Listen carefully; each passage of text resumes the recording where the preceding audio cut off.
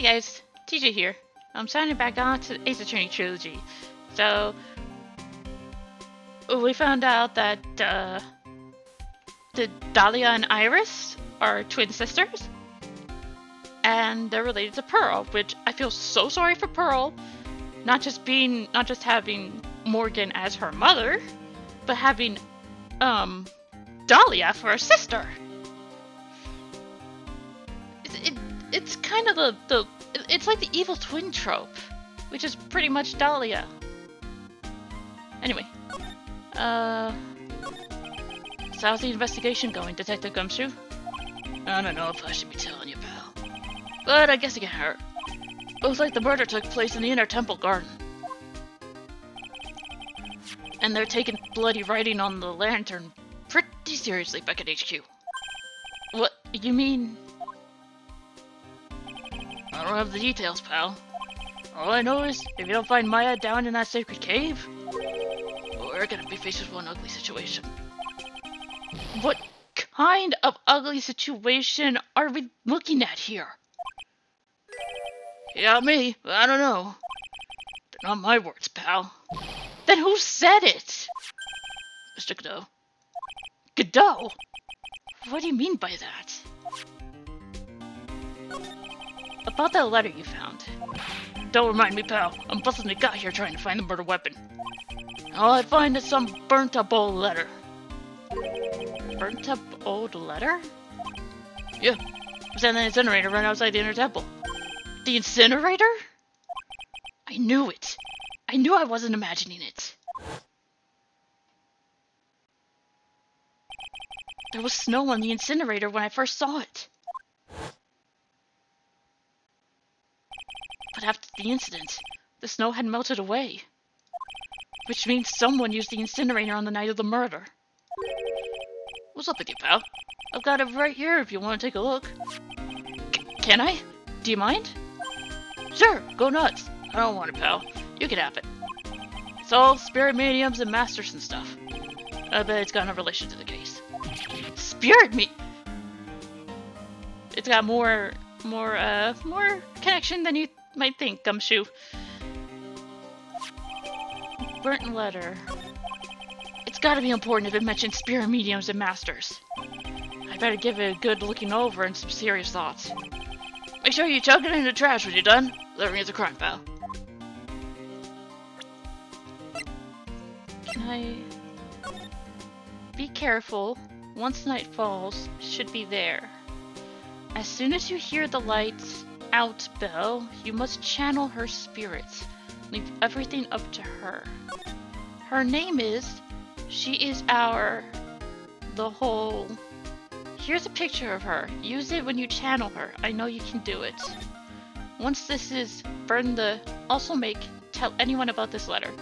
Gravely roast the master in the fires of Hades and bring our vengeance to fruition. Oh no. Pearly.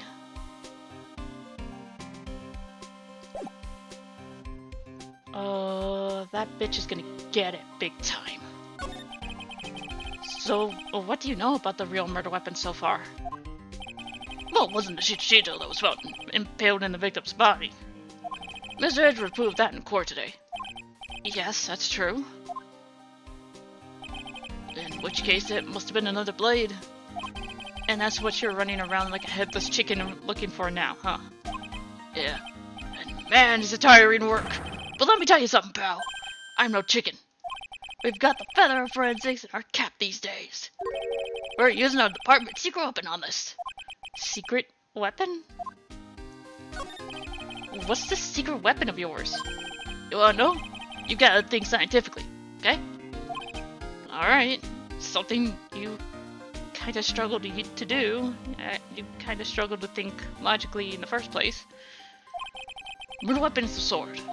Swords are, scientifically speaking, made of metal, right? Any questions so far? No. I know what he's going to say, but I'll let him look smart. So what's the perfect tool for the job? Ta-da! A metal detector. Raise your hand if you didn't see this coming from a mile away. Oh, you want to give it a, you want to give scientific investigation a go? Huh? Me? I've been using this thing for hours now. Gets pretty boring after a while. Why don't you give it a try? I don't know. Should I help Detective Gumshoe out or not? No, let's help him out. Let's help him out. Come on, pal. It's good fun, I'm telling you. Alright then. I guess I'll give it a go. Like I said, this is the department's most advanced gadget. The absolute best. It's so sensitive, you can make it cry. It's so high-tech, you could skydive off it. Oh, bother. So, I'm gonna tell you how to use it. It's possible the real murder weapon is around here somewhere, right? Sure, that's what we're trying to find out. Right, so first, let's turn the detector on. That's the sound of the metal detector signal bouncing off. I did not fully read that. Move the detector around and give the courtyard the good look-see. Don't worry, this babe will let you know when you hit something metallic. And when that happens, press space or click to give the area a good hard stare. This thing picks up metallic objects that are hidden from sight, too. Take a good look at anything and everything that seems suspicious, okay, pal?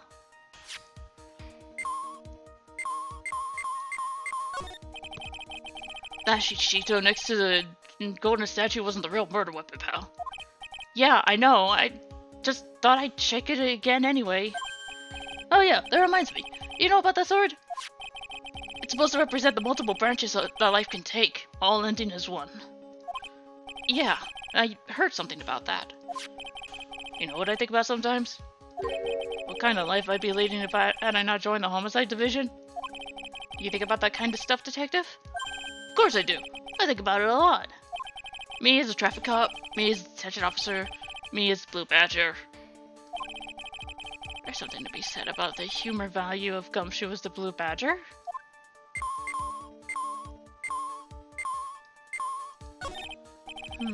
Doesn't look like there's anything here.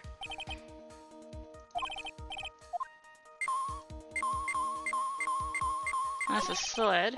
That's odd. This sled's made of plastic. It says beginning number 1 on the side. Maybe there's something under it. Hey, what's this? A badge. Aha! I've been hunting high and low for that. It's yours, detective? This thing's priceless to a guy like me, pal.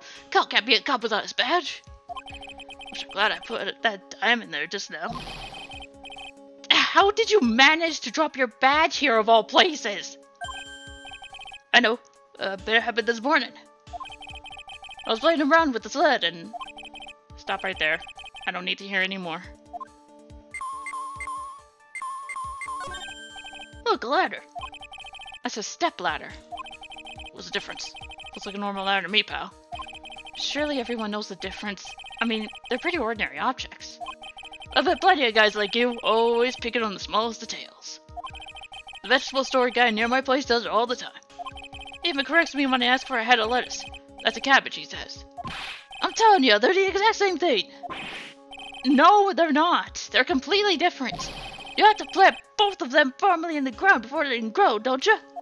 Listen, you gotta take a step back and look at the bigger picture sometimes.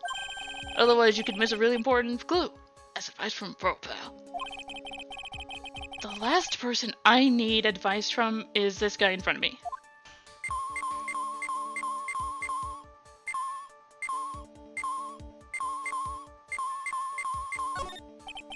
This is Miss Stonehim's staff, isn't it?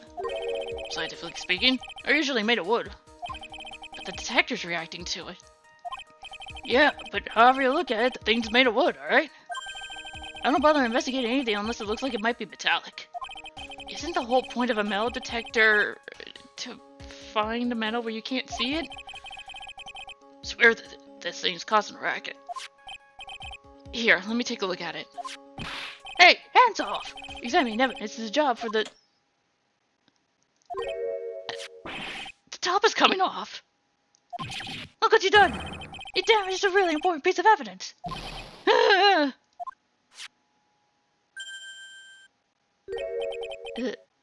That's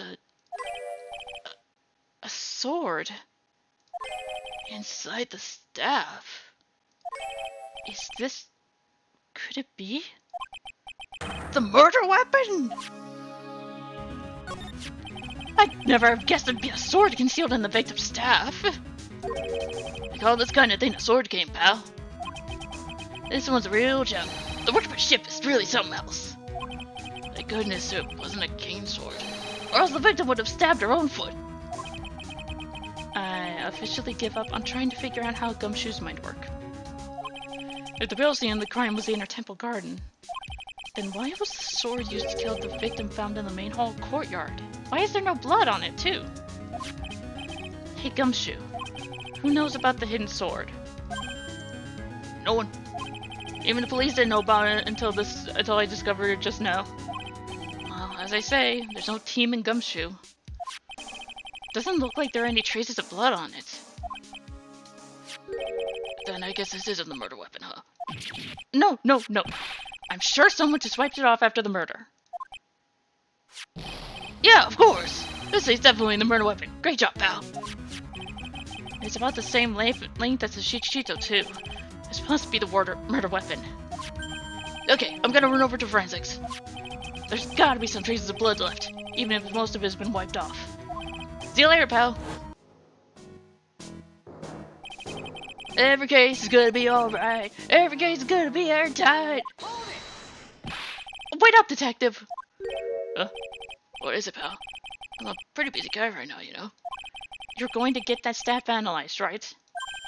Would you mind holding off for just a while? Huh? What are you talking about, pal? Please! Just until we find Maya. Maya? What's it got to do with her? I don't know, but I'm starting to get a really bad feeling in the pit of my stomach. Oh, how so? Look, Maya's trapped inside the sacred cavern right now, and... well, we don't even know if she's okay or not. The more evidence and testimony I hear, the more uneasy I feel. I don't think... Maya's been... Please, detective! Let's just wait until we can get inside the sacred cavern. You're looking kind of already in there. Okay, just stop it with that face, pal. One thing, though. This staff secret trick, let's keep it between you and me.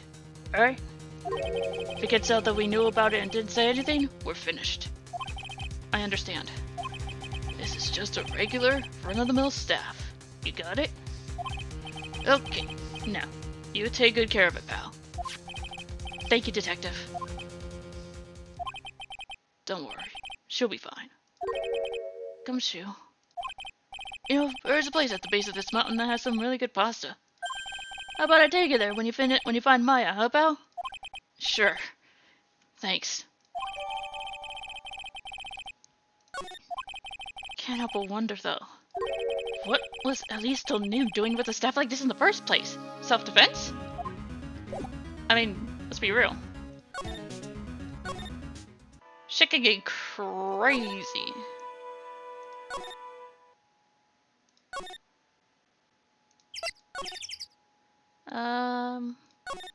Let's talk to Edgy first. Hey, Edgy. Hey, Edgeworth. Did you know that Iris had a twin sister? What? A twin? Yeah, I know, that was my reaction too. You can't be serious.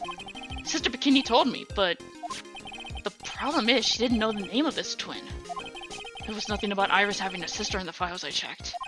Well, Iris was taken in by the temple when she was really young. Apparently her sister was raised by her father, a jeweler, I think.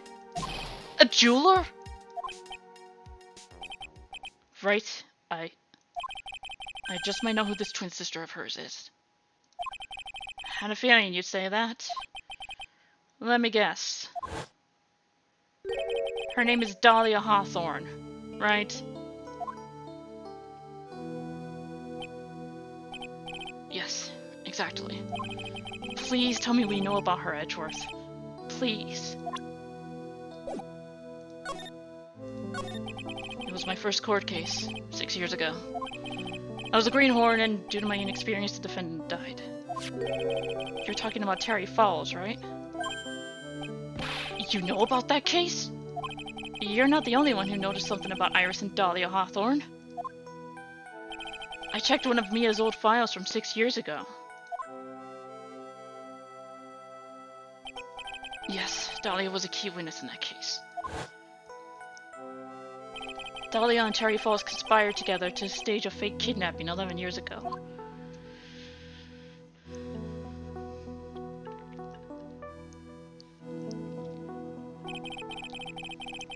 They stole a jewel worth $2 million from Dahlia's father, a jeweler.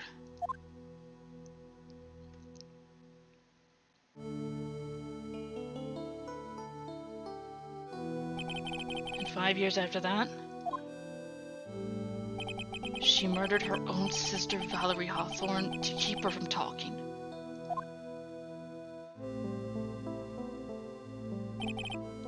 Her sister? Well, her stepsister, actually. They weren't blood related. Valerie was the only daughter of Dahlia's father's second wife. Oh. And this is when she entered my life. The woman who tried to kill me.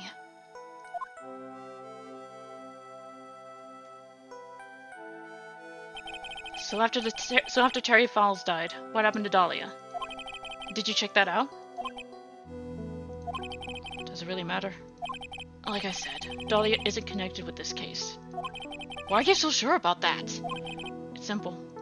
Dahlia Hawthorne's dead? I'm sorry, excuse me, what? I did, what I did? When? She's been in jail this whole time! If she hasn't this is a manipulator and a deceiver, a liar we are dealing with here. How do we know she's not faking the fuck out of this? She faked being dead after the Terry Falls incident. Before we revealed who she was. She can do it again!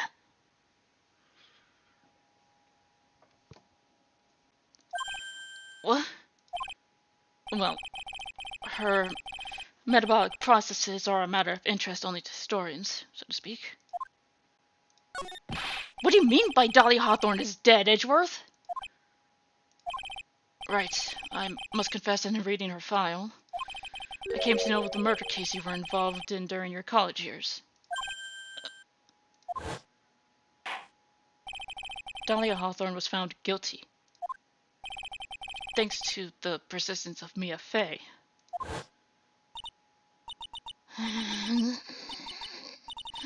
Mia Fey! Mia Fey!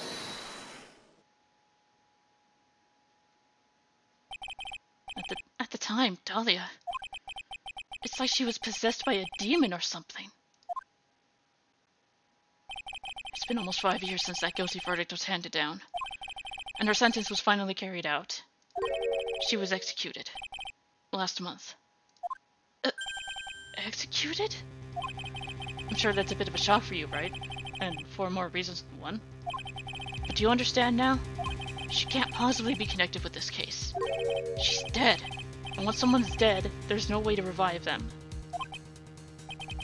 There's no way to revive the dead?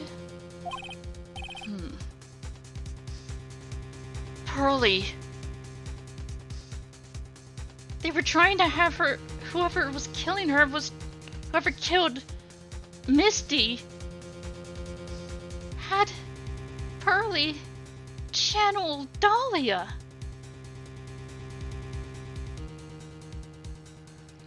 Oh, this motherfucker gonna die. This motherfucker gonna die.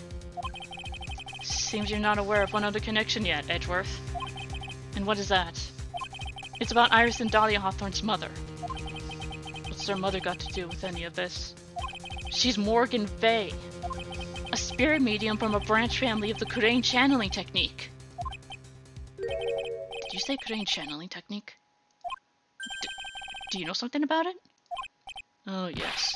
I know it's connected with that fraudulent spirit medium. Fraudulent? I was involved in another nightmare 17 years ago. I was caught up in the middle of a murder investigation. Police didn't have any leads. They were stumped, and that's when they called her in. She was a very famous spirit medium and the master of her channeling school. But you know what happened?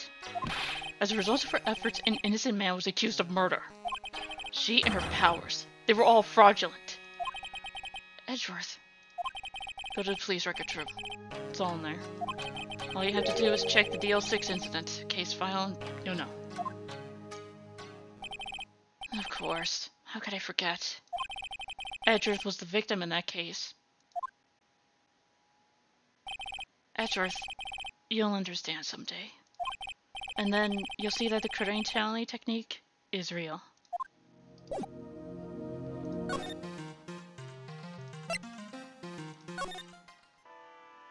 How are we doing here?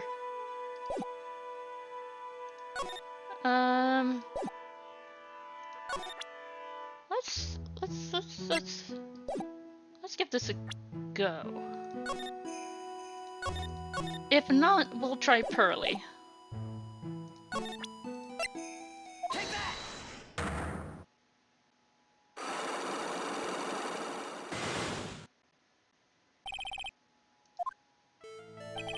I think it's time you told the truth about what you were doing on that night. You said you were in your room at Hasakura Temple the entire time. Do you still claim that to be the truth? Yes, that's where I was. Iris, I believe you're innocent. That's why I want to believe what you're telling me too. But I can't. Because this person saw you somewhere else on the night of the murder. No!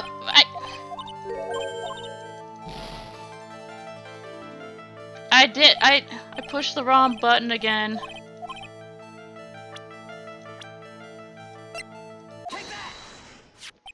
I'm talking about Sister Bikini, of course. Sister Bikini. Her testimony in court today was very clear. That night I was helping an acolyte with her training in the inner temple, but... well, as you can see, my back likes to act up. Violently. So I left Iris to help the acolyte, and returned to Hasakura Temple. Sister Bikini didn't just see you, she spoke with you. You two talked about Maya's training that night. So you see, Iris, you were there at the inner temple on the night of the murder. That's very impressive, Mr. Wright. The acolyte's actual training was due to start after 10 o'clock that night. I left the main hall early so I wouldn't be late. What time was that? Let me see. It takes about 20 minutes to walk between the main hall and the inner temple. So I would have left at about 9:40 p.m. I think. I'm sorry, Iris, but lying just doesn't suit you. Huh? Now, you say you left the main hall at 9:40 p.m., but what you say doesn't add up with this. With what?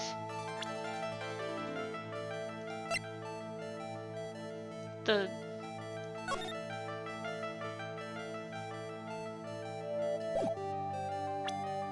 doesn't add up with what?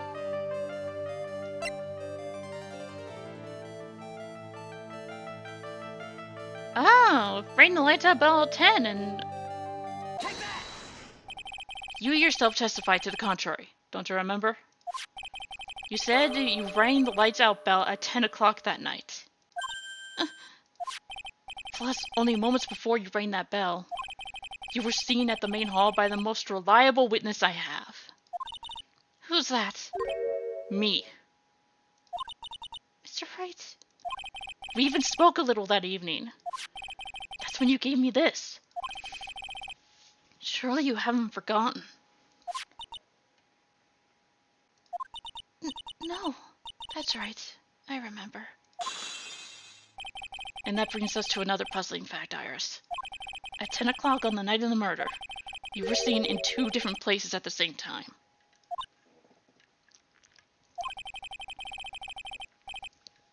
It's time you told me exactly what's been going on, Iris.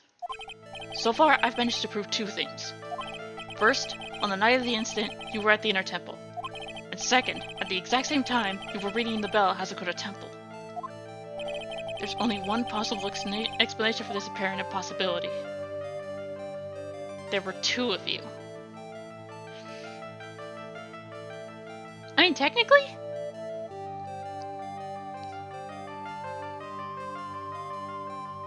I mean, twin sister and all that. On the night of the incident, you were seen in 2 different places at the same time. Which means there must have been 2 of you. I can't think of any other explanation, Iris. But that's crazy! How could that be? There's only one of me. It's impossible. Impossible? I wonder. The way you're trembling certainly seems to suggest otherwise. You're seriously trying to suggest there's more than one of me? Then show me the evidence. Show me something that proves there's more than one of me.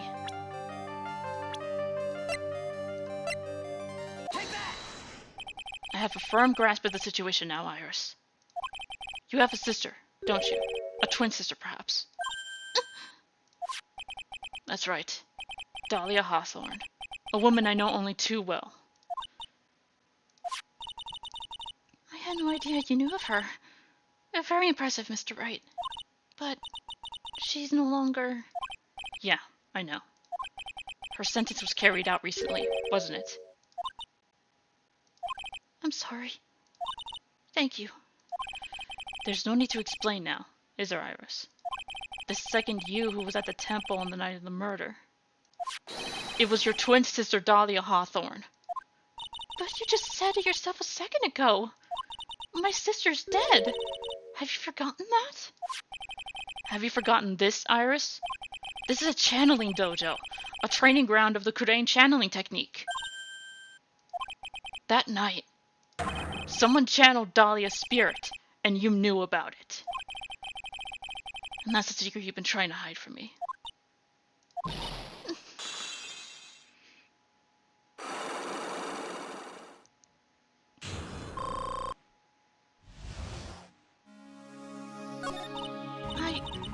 I was in my room in the main hall that night.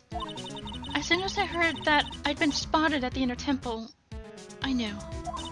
I knew it was my sister, Dahlia, the other half of me who passed away last month. Just as I suspected. The Iris that Sister Bikini saw at the inner temple on the night of the murder. It was Dahlia Hawthorne.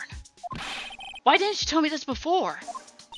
Because my sister always does the right thing. Excuse me? Does the right thing? Girl, you really don't know your sister. And because I mustn't get in the way of what she's trying to do. I already betrayed her once before. I can't do it again. You betrayed her? What do you mean? That's why I had to accept I may be found guilty. It's the only way. What is she talking about? You know about it, don't you, Mr. Wright? About the fake kidnapping that took place here on Eagle Mountain 11 years ago. That was the start of it all. It's what started her down that twisted path.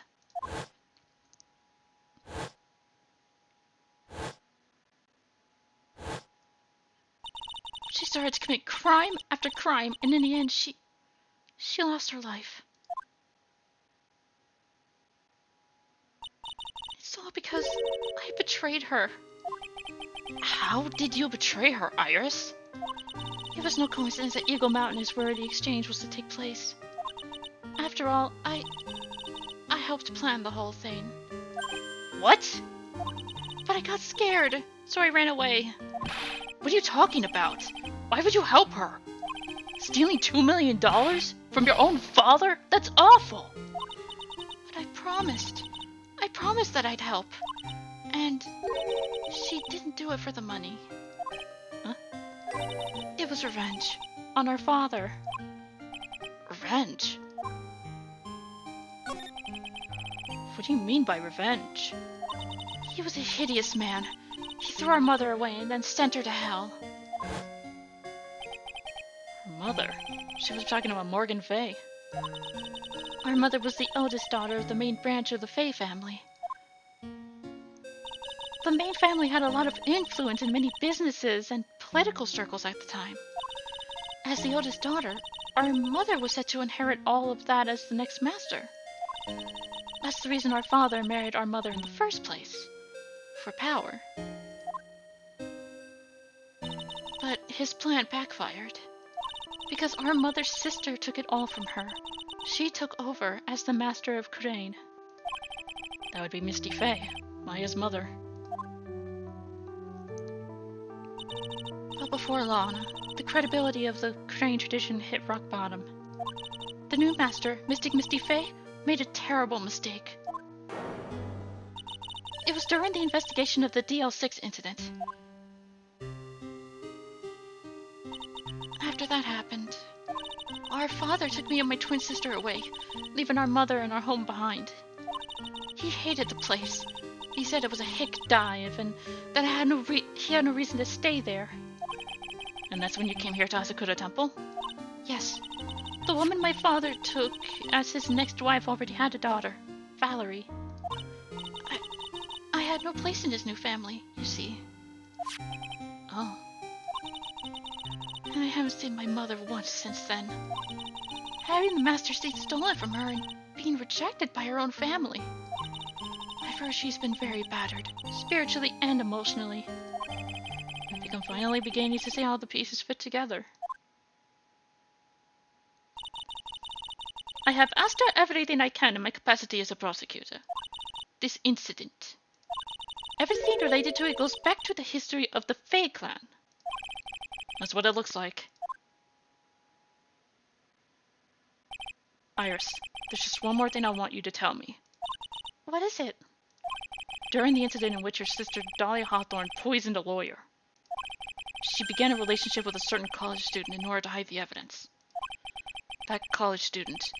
Have you heard anything about him? Well, I did hear one thing. She said she hated his guts. I see. Thank you for your help. You're welcome. Hurry up, Phoenix Wright. There's still much to investigate. Leave these locks to me. I'll open them for you, I promise. Thank you. I suppose I better continue my investigation. There's still one giant secret left to unlock. Pearl's psych lock.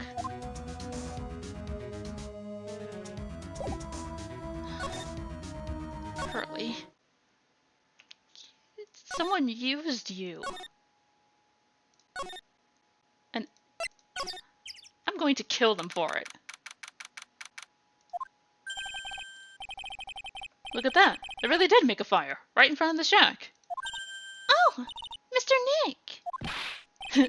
You're too late, Nick. If you came here for one of our potatoes, we've already polished them all off. I think I pretty much got all the evidence I need. Now I just need to find out what Pearls is hiding.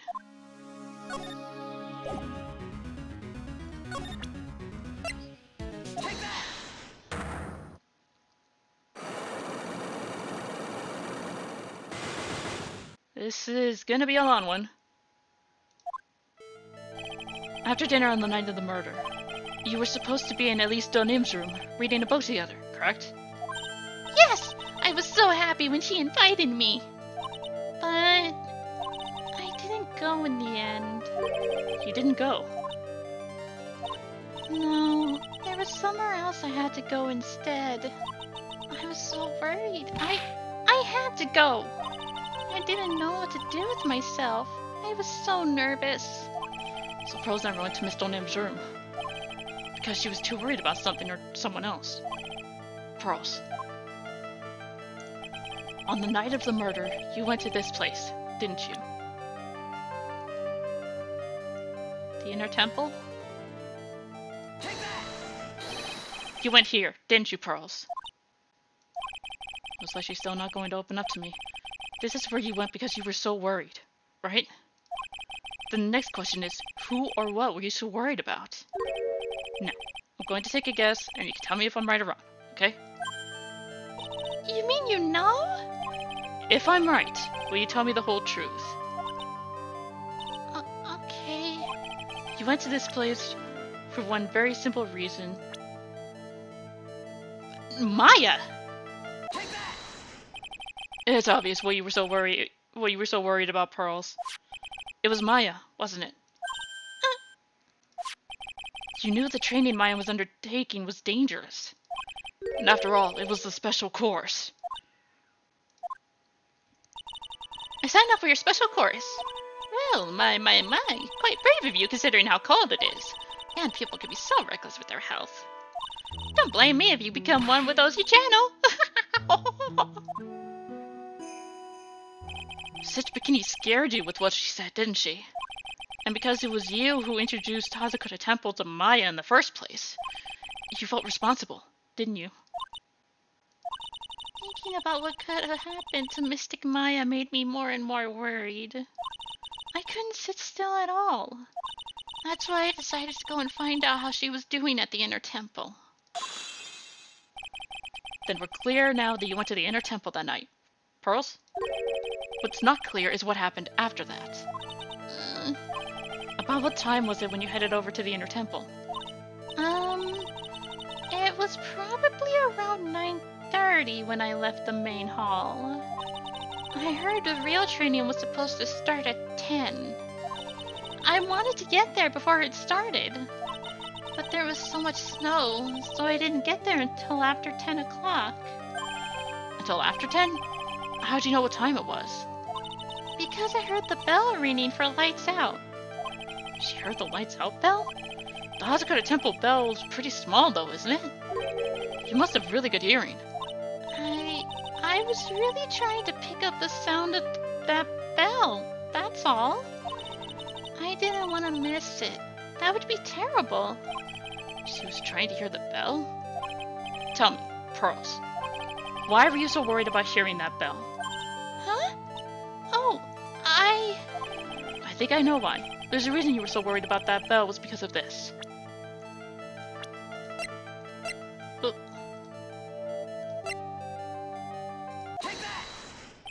You were given some instructions to follow for that night, weren't you?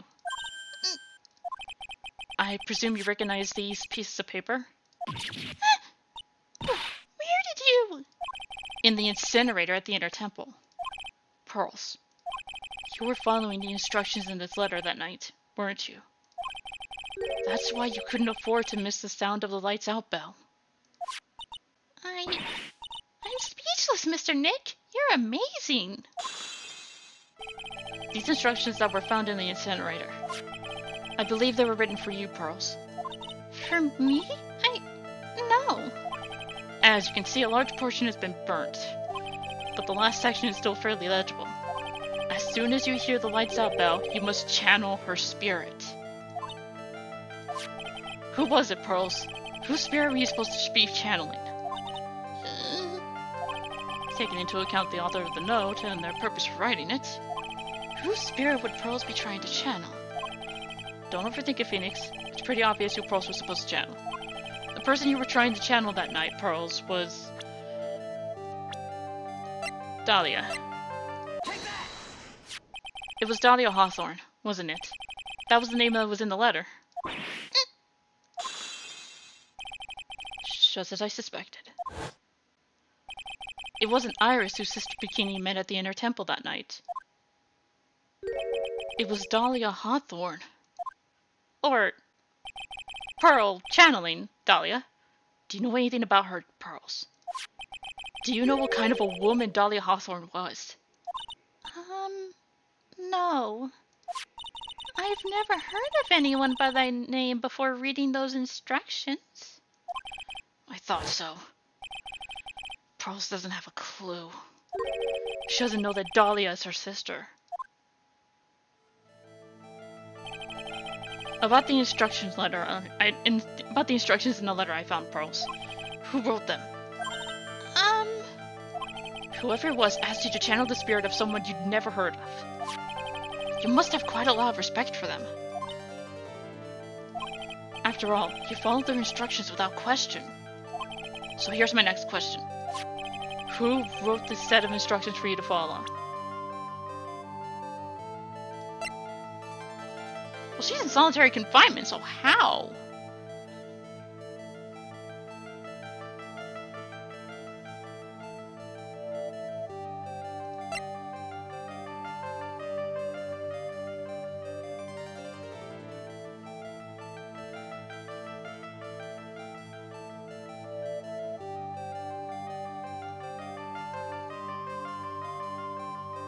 I don't think it's possible to even get visitors if you're, like, in solitary confinement, let alone write letters.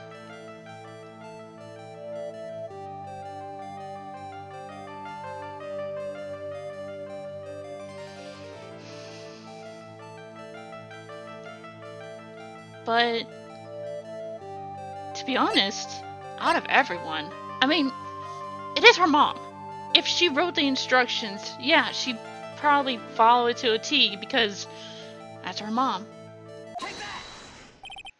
Pearls, I have to wonder about something. You didn't have any idea what these instructions meant, did you? But you followed them to the letter regardless. Why? Because it was your own mother who asked you. That's why. How did you... I figured it out. The person who wrote you this letter was your own mother, Morgan Fay. Alright, Pearls. It's time you started telling me the truth. Mr. Nick, Why is she holding back from me? I don't like this. Don't underestimate me just because I'm a child. Huh? If you're trying to say I follow these instructions, I'd like to see some proof. What? Because I don't think you have any. She'd say anything rather than admit to carrying out those instructions. Guess I'll have to produce some more evidence then. One more thing should do the trick. Alright, Pearls. We both know someone carried out these instructions on the night of the murder. But you're right. There's no evidence that proves it was you. I knew it! However, I do know that whoever did it was a child. Huh? How do you know that? It couldn't have been an adult. No adult would have made a simple mistake like that. A simple mistake? What do you mean by that? I'm sure you thought you were carefully following the instructions you'd been given. But you misunderstood some of the words, and this is the evidence that proves it.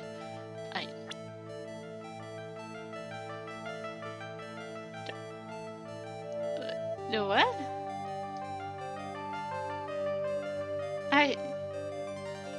Evidence that proves it. Like, it can't be the Squirrels, could it?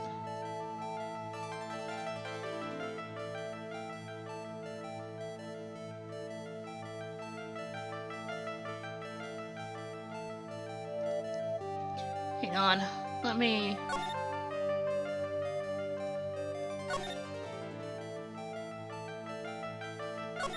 Gravely wrote... Oh no!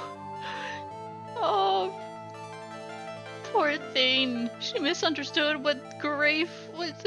She misunderstood the gravely part. It was you who splattered gravy on this Hades girl, wasn't it? What? Why would I do something like that? Do you remember what was written in that letter? Gravely roast the master in the fires of Hades and bring our vengeance to fruition. But you didn't know how to read the words gravely and roast, among others, right? How do you know that? Remember the conversation you had with Miss Donim on the night of the murder? Perhaps we can read some books together.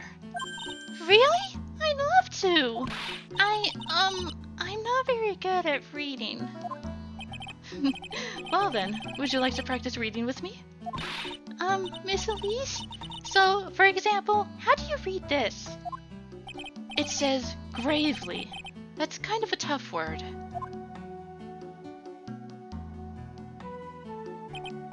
Sure, Mr. Nim taught you how to read gravely and roast, but what she didn't teach you is what they meant. Gravely sounded like gravy to me, and the only roast I could think of was the food.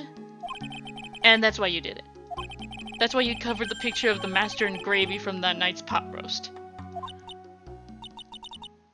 To be honest, I did think it was a bit strange. I guess I really did get the wrong idea. Just a tiny bit. I really am useless. Couldn't even burn the letter properly as my mother had asked of me.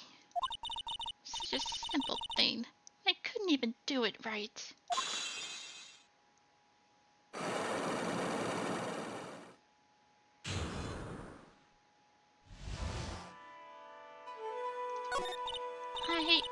After dinner that night, I did go to the inner temple with a pot full of the leftover gravy. The gravy. I saw the picture on the hanging scroll next to the sacred cavern.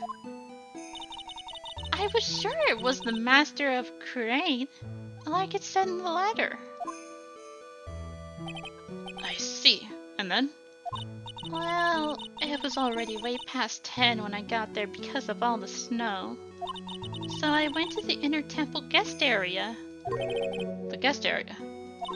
Yes, I thought I could wait there until the training was over. Why didn't you just go to the training hall? Because Mystic Maya's main training had already started, and I couldn't interrupt it.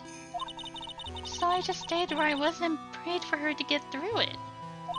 But then Pearls, did you fall asleep?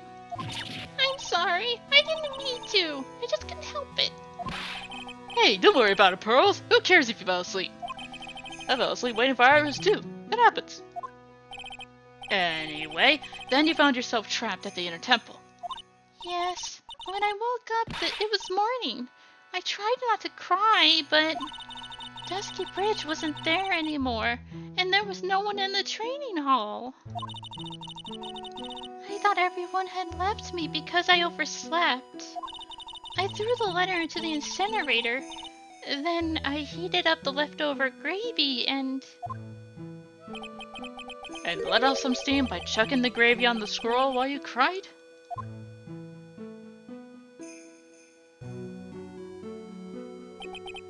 Must have been pretty scary for you, Pearl. I know what it's like. Nick used to leave me behind when I fell asleep at school, too. Don't equate something so trivial with her experience, Larry. It was written right in my mother's letter. It said, as soon as you hear the lights out bell, you must channel her spirit. I was on my way over to the inner temple when I heard the bell ring. So you channeled Dahlia Hawthorne's spirit? No. I tried, but I couldn't do it. You couldn't do it? I've never failed at channeling someone. This is the first time it's happened. I tried and I tried and I tried. Yesterday, this morning, the whole time. I just couldn't do it. Don't let it get you down, Pearl. It'll all work out. If you want, I'll come flying through the sky for you. Whoosh, just like that. So she never managed to channel the spirit. Is that why you think your spiritual powers are gone? Yes. I don't know what to do. Isn't there any other explanation for why you couldn't channel a spirit? I suppose there's one other possibility. It's not very likely, though. Could you please tell me what it is anyway? It could happen if someone else was already channeling the same spirit. Someone else? What do you mean? Well, there's only one of each spirit, right?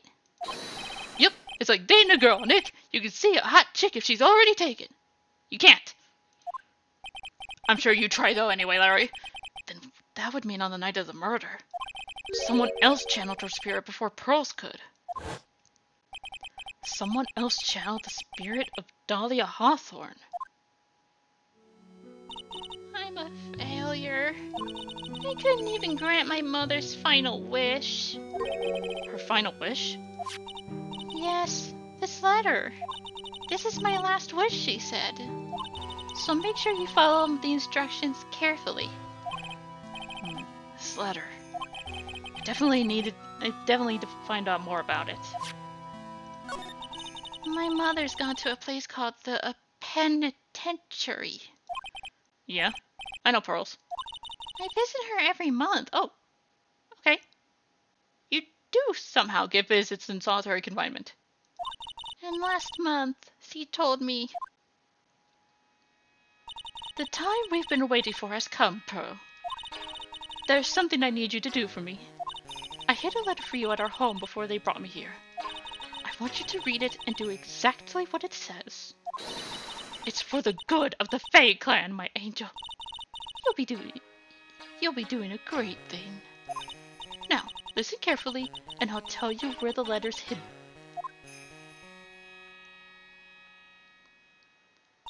My mother's always nice to me. I love her very much. Yeah, moms do anything for their kids, right? She said it was for the good of the Fae clan, so I knew I had to help her.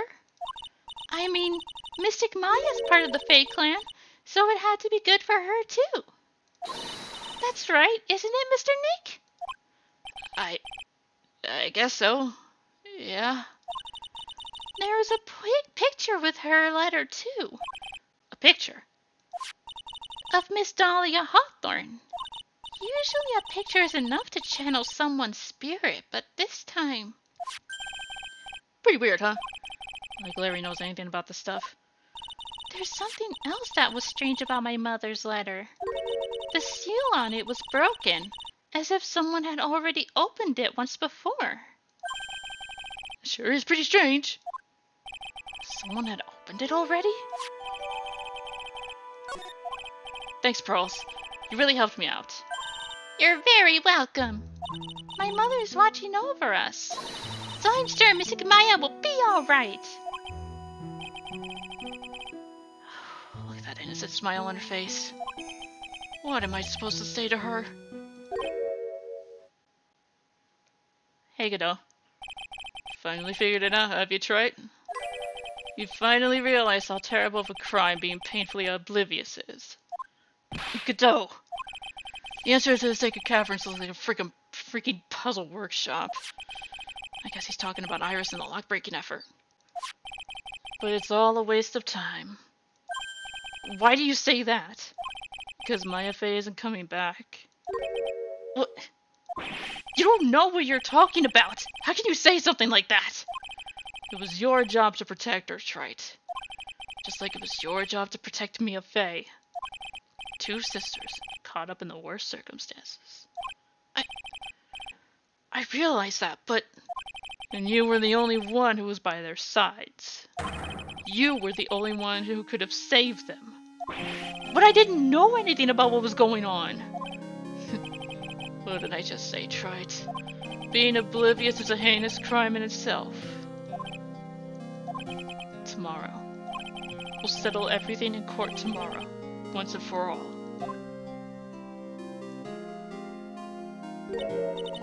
Mr. Nick? Is what that man just said true? It'll be alright, Pearls. I'm sure Maya's alive. You'll see for yourself tomorrow. Yeah, that's right. I know I can trust you, Mr. Nick.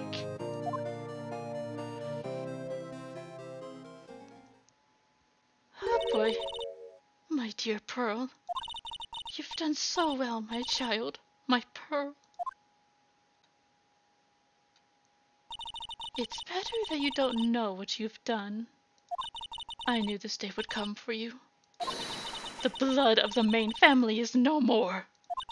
Now finally, after all this time, the Master Seat is yours. My last great wish. It seems I was just in time.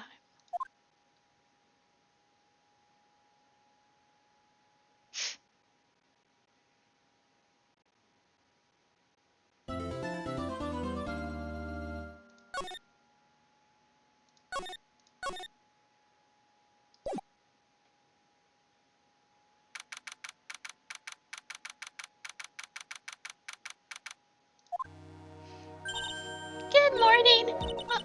Are you by yourself? Morning, Pearls. Mr. Nick, please tell me, what's going to happen to Mystic Maya? I'm sorry. We don't know yet. The investigation's still going on, so I wasn't allowed into the inner temple. Oh, I see. So is Sister Iris still trying to remove those locks from the training hall? No, she's the defendant in this case, so she can't be in the inner temple. She's required to be here in court. Then how come she's not here in the defendant's lobby? I have to admit, it's kind of strange. If you're looking for Iris, she's in the prosecutor's lobby. Hey, Edgy. Edgeworth. What's Iris doing over there? She's going over today's testimony with the prosecutor as we speak. Today's testimony? You heard me. Iris is going to be testifying as a witness to for the prosecution.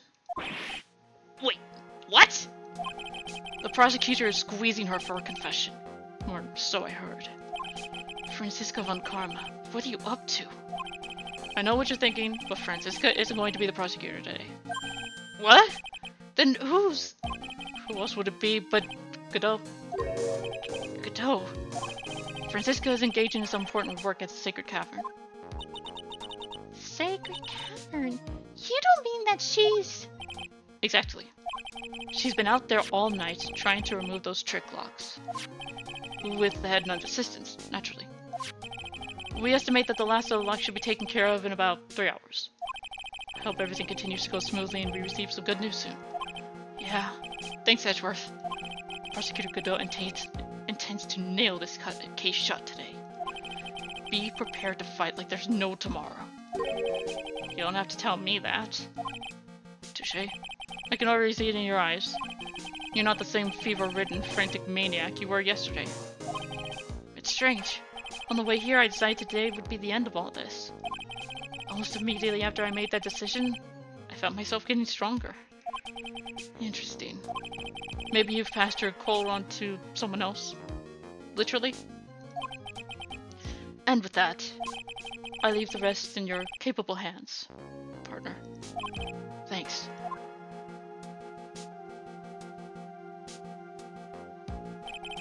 I still don't have answers for most of the riddles plaguing this case.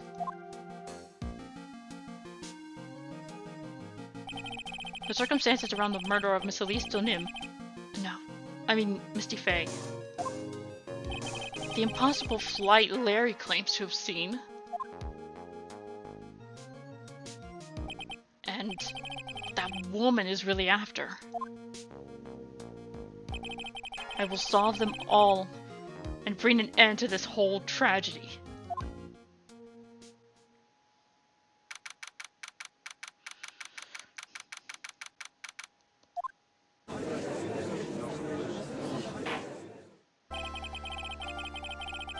Oh, hey! You're back! I guess the Canadian judge was only for that one trial. Instead of the whole case. Whatever. Need to take a snack break? Be right back.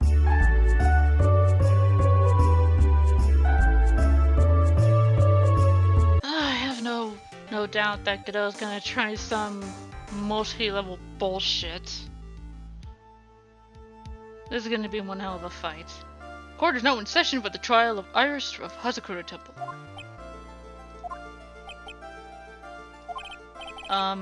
Your Honor? What are you... Who?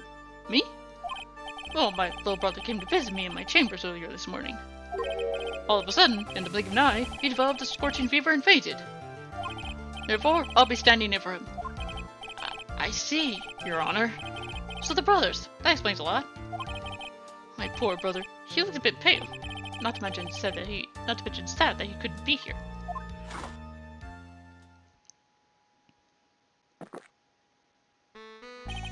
It's impossible to predict what the future has in store for any of us. This is precisely why people feel the need to judge the past, and why we of the court have been charged with the solemn duty of passing such judgment.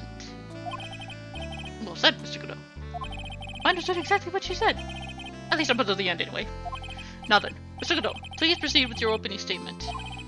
Humans are fragile, fickle beings. Our hearts change with the shifting of the tides. There's only one thing that remains a constant in this crazy world. The bitter darkness that lies at the bottom of this mug. So then you mean... forget it. What do you mean? During yesterday's trial, the accused refused to admit her role in the crime.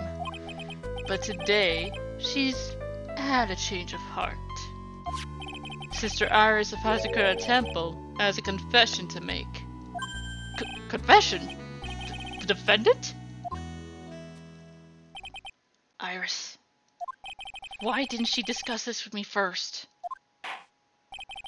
Very well. This court will now hear the defendant's confession.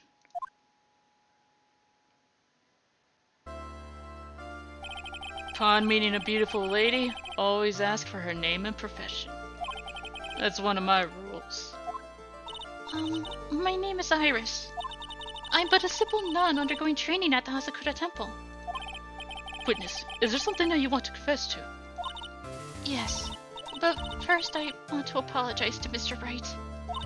I can't continue lying to everyone anymore. It's all right. What is it? Mr. Wright, I have to admit that I did play a part in this terrible incident. Are you actually confessing? Are you saying that you were the one who murdered Miss Elise Donim? No, I'm not, Your Honor. But I dealt with the cover-up, and after the murder took place. After her spirit left, I took the lifeless shell of Mystic Elise and carried it to the Hazakura Temple courtyard where I desecrated it. What? Order in the court! Order! Witness, are you saying you were an accomplice to the murder? Yes, that's correct. What? 3 minutes in court, and I'm already covered in a cold sweat. Everyone on the planet is an accomplice to something. It just happens to be that in this case, it's a murder. Isn't that right, Mr. Trilogy? That Cadeau. So this is the confession they were conferring about. Pains me to say this, but it looks like Iris' testimony was all a lie. Now then, little lady. If you don't mind, I've got a question for you. Whose crime were you trying to cover up by your actions? Iris was covering for someone? No, I'm definitely up the creek without a paddle. Or a life jacket. I've been a Hazakura Temple ever since I was a little girl. Hazakura Temple is run by one of the branch families of the Attorney Tradition. One of our missions is to protect the main family. I'm sorry, but main family? Yes, and that's why I would dirty myself, if need be, to protect her. The daughter of the master of the Crane channeling technique. Mystic Maya Fey. Huh?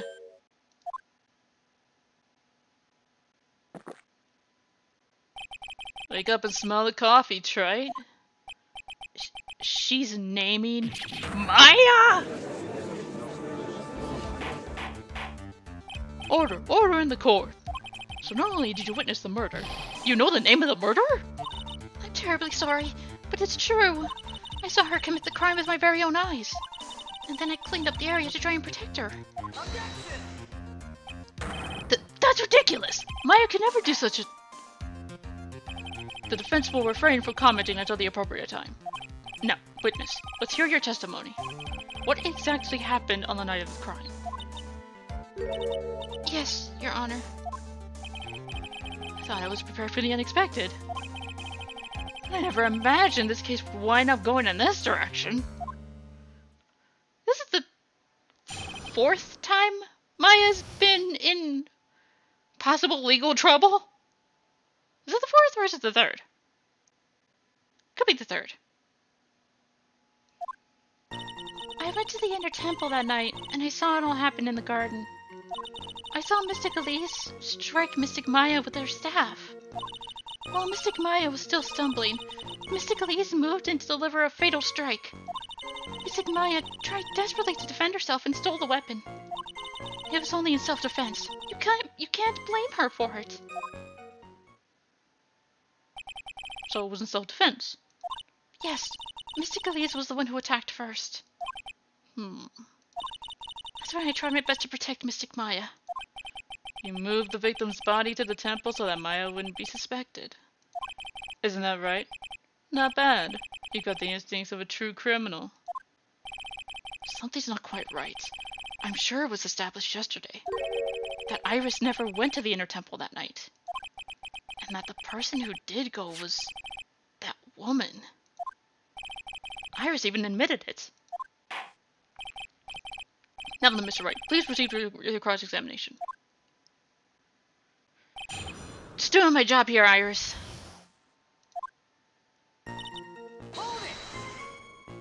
Sister Iris, your testimony's changed quite a bit since yesterday.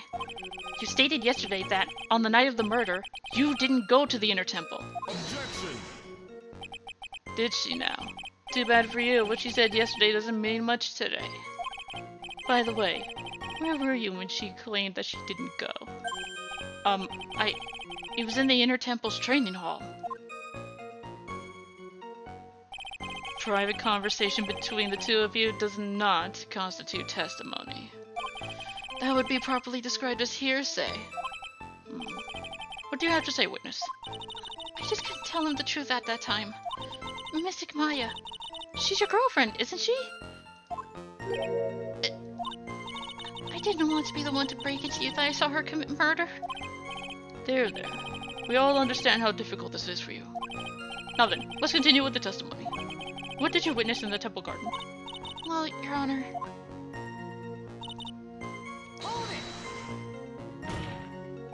You're saying that the victim attacked Miss Faye. Yes. It was a truly frightening scene. Mystic Maya was struck hard on the head and looked like she was going to collapse. What were you doing at the time?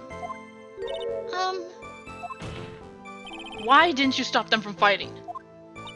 I'm terribly sorry, Mr. Wright. I was frightened. I couldn't move. I couldn't even speak. I was in such shock. That's perfectly understandable, my dear. This doesn't sound right. I don't believe this testimony for a minute. What happened after that? She moved in to deliver a fatal strike. Yes, I'm sure of it. She threw down her staff and reached into her robe for a weapon. Wait a minute. What was this weapon? It was some kind of dagger. A dagger, huh? And at least one man tried to stab her with this weapon. To kill Miss Faye. Yes, exactly.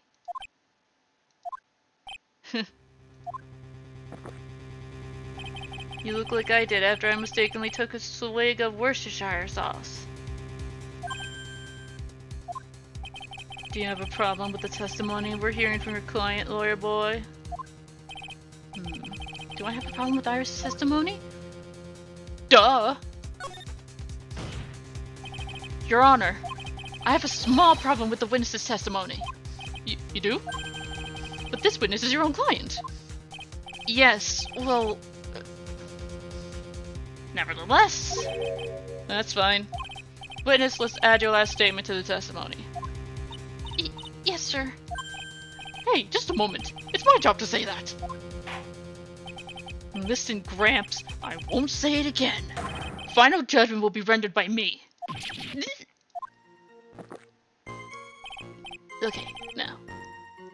Let's continue. Drew her staff away and pulled a dagger from inside the robe, but the staff was found...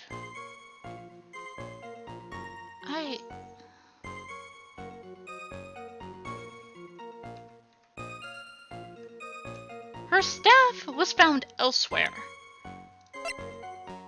Also, why would she need a dagger when she had a frickin' cane sword? Sister Iris, there's something strange about your version of events. Huh? Miss O'Neill throwing her staff away makes no sense at all to me. But all you can do with a staff is hit someone. And with enough force, it can be fatal. So... and also, like, if we can somehow remember how the staff looked before... it had a pointing end. Like, enough force. Like, even high heels can do some damage. Naturally, you wouldn't know this, Sister Iris, but the victim's staff had a special feature about it. Yeah, see, look. It's a little blunted, but with enough force, you could definitely do some damage. As you can see, it's a sword. If Elise Donim really had wanted to kill Maya Fey, she wouldn't have needed to use a separate dagger. Not when she already had a beautiful blade in her hands already. Well, Sister Iris, what do you have to say? Objection! That was an impressive bit of investigating, Trite. I never would have thought there was a sword in that staff. But even so, how should I put this? A long sword is unwieldy, thus quite ineffective in close quarters combat. Maybe that's why she chose a dagger over a blade. Well... Anyway, the type of weapon she chose to use isn't what's important. The important thing is that she tried to kill Maya Fey. As long as there's nothing strange about that, there's no problem with her testimony. But there is something strange about this whole testimony! Like, I don't know, you fucking forced it? God, you are proving to be just as bad as Fran was when it came to false testimonies. You were a defense attorney at one point. Where the fuck did that honor go?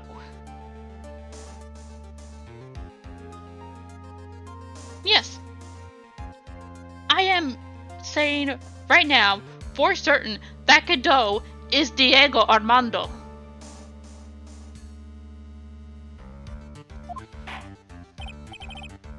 Well, Mr. Wright, the prosecution has a point. Very well, Your Honor. The defense will not present evidence to back its argument. Mr. Wright? I have here another piece of evidence that shows that this testimony can't be trusted. Because Miss Elise Donim would never attempt to take the life of Maya Fey. Because she's her daughter. Why would she kill her own daughter?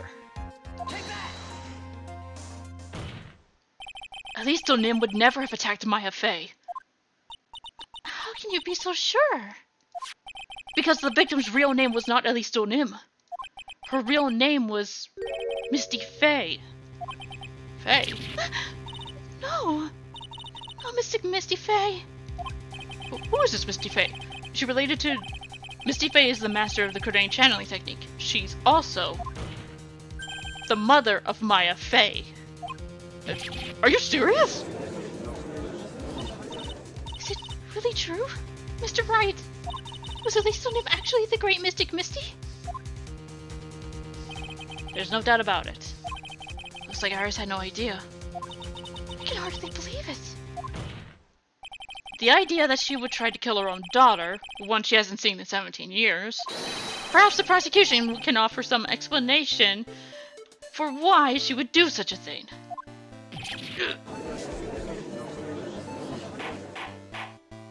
Order! Order in the court! Upon first hearing the witness's testimony, it seemed natural enough. However, in light of some facts that have just been presented, one, that the victim supposedly threw away a sword during the fight, and two, that the two people battling to the death were mother and daughter, despite the facts being believable when taken on their own. When taken together, the entire story seems difficult to believe. Listen, there's nothing in this world that's impossible. Except for one little thing. Yes? What is this one little impossible thing? You still don't get it. You think maybe my beans are under roasted? But you've got no idea, Gramps. Could you get to your point? I heard this witness's confession this morning. Just as I had taken the first sip of my 8th cup of coffee this morning. So you're already on... So there have been 3 cups so far that have slid down your thing? You're already on... Cup 11.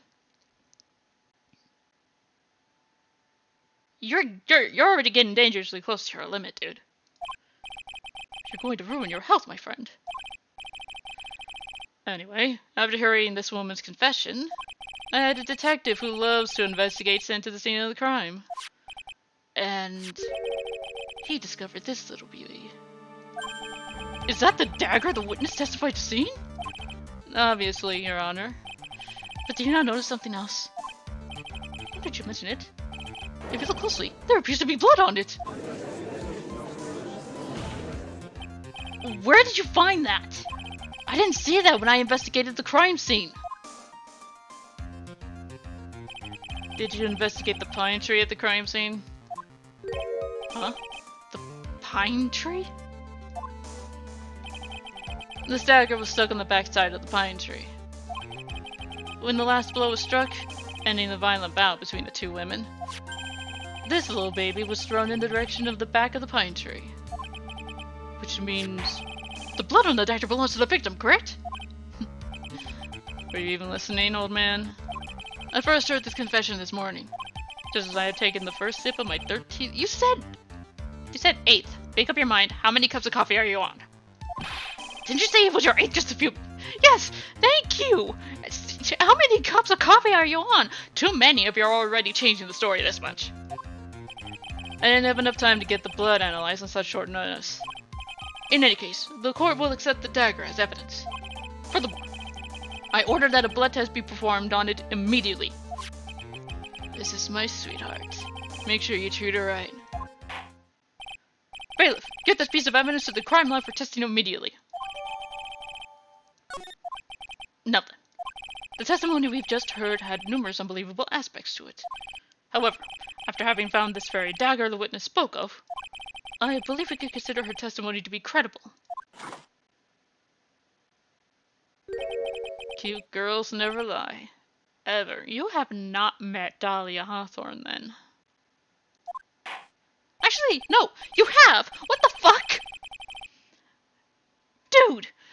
Cute girls never lie. Dahlia Hawthorne was lying through her fucking teeth throughout the entire trial you and Mia were dealing with Terry Falls. Seriously, what happened to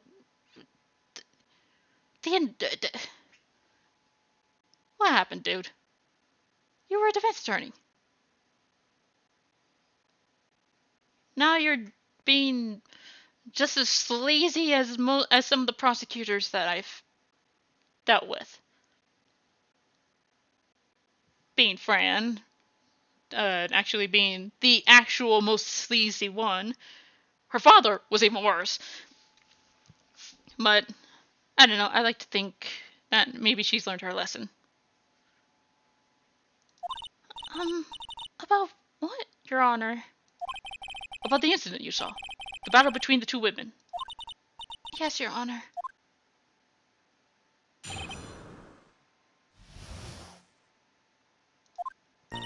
Mystic Maya stumbled briefly after being hit over the head with the staff.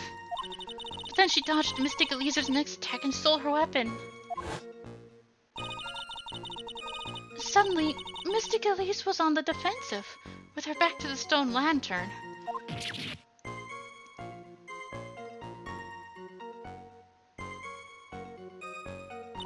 And that's when Mystic Maya stabbed Mystic Elise. Mystic Elise managed to fling the knife away, but then she collapsed. It was a very heartbreaking story. I don't know if there were any bad feelings between them, but it had been 17 years since Mystic Misty's disappearance. Perhaps they simply didn't recognize each other anymore. That seems reasonable. Now then, Mr. Wright, proceed with your cross-examination.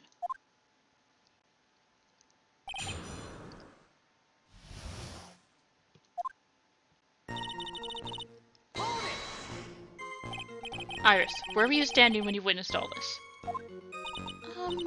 What do you mean? Well, if either of them had noticed you, they might not have continued their battle. I wonder if that's true. The two of them, they were standing near the garden stone lantern. I was watching the whole thing from behind. It was dark where the two of them were, so I think that's why they didn't see me. So it was dark in the garden when the murder took place. Tell me, what did Miss Maya Fey do after she was struck? What happened to the victim's staff then? I'm not sure. The area was very dark, so I really couldn't see. I think it got knocked away somewhere as the fight escalated. That makes sense. That would explain the need for the dagger. Mystic Elise raised the dagger to strike, but Mystic Maya dodged it at the last second. The dagger struck the lantern and fell to the ground. And then at some point, Mystic Maya picked it up. I don't think that's especially strange yet. What did the victim do with the weapon when the weapon was stolen from her? You're saying that Maya Fey turned the tables on the victim? Yes. But Mystic Maya wasn't herself at the time. After all, her life was in danger. I still can't believe it. The idea of Maya cornering someone at knife point, it's just silly.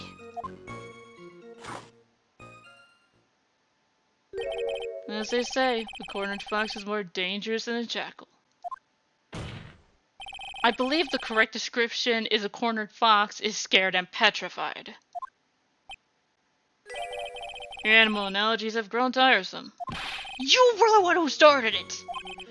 Anyway, so after Maya Fey backed the victim into the stone lantern, what happened next?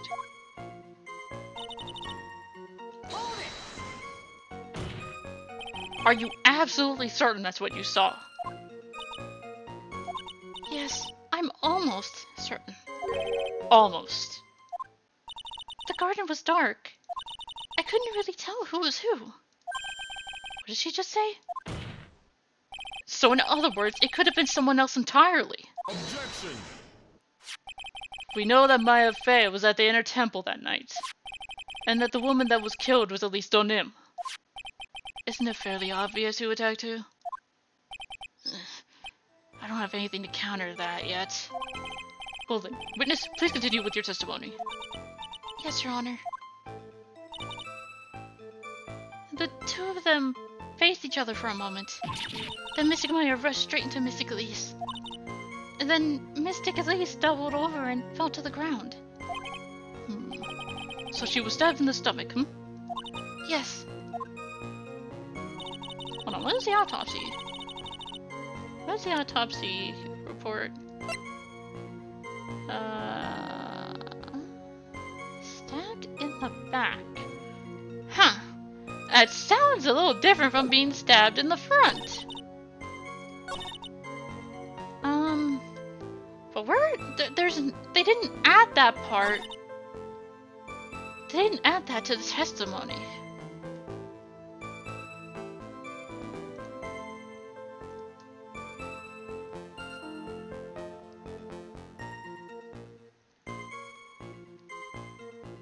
Wait. With her back to the stone lantern. There it is.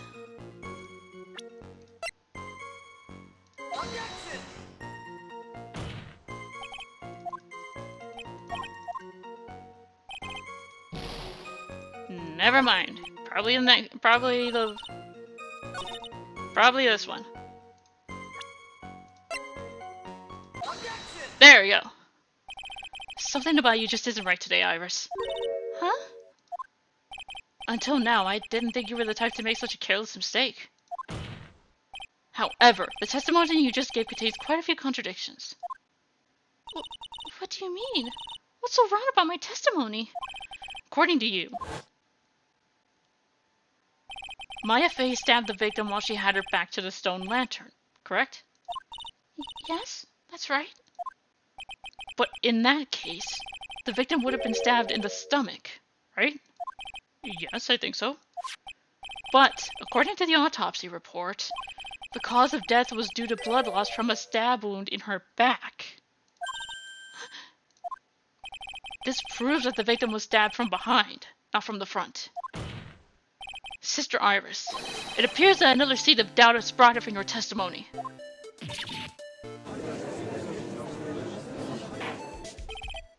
What is the meaning of this, Mr. Wright? It's simple. People are like books.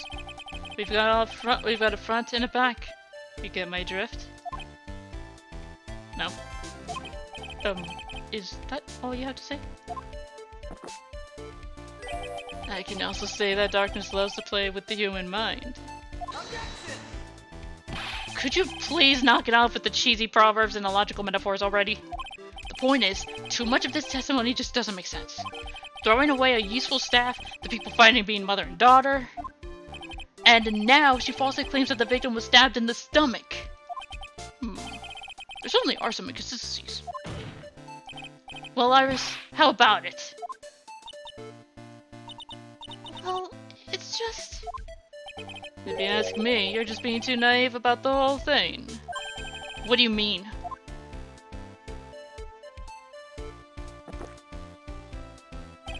There are 253 distinct types of bitterness in coffee. But to pick out each one requires a total concentration and the use of all senses. Were you really concentrating on what this witness actually said? Prosecutor Godot, explain yourself. The witness was quite unambiguous about her own ambiguities. She said that the back was to the thing. Don't even fucking try it.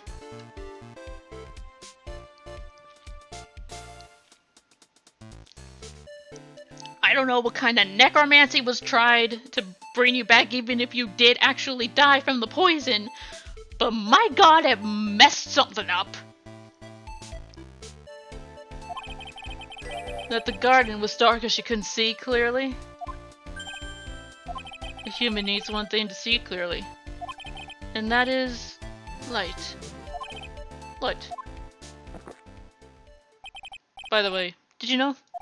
As Dakota has a rule that on nights when the acolyte is in her temple training, the stone lantern in the garden must be kept lit. I did wonder what that stone lantern was there for. Well, if that's true, shouldn't a witness have been able to see the crime more clearly? Normally, yes, Your Honor. But according to the head nun, Sister Bikini, on the night of the crime, it was impossible to light that stone lantern. Impossible? It hadn't been used in a long time, and the wick was no good. In other words, it had to have been nearly pitch black in the garden that night. There could have been a faint light coming from the training hall, but that's all. Most enlightening. Yes, that illuminating fact chased all the contradictions away. If the staff was dropped, it would be difficult to see. Also explains why they didn't recognize each other. We can't see the demons that lurk in the night. That's why humans are weak. Isn't that right, Trite?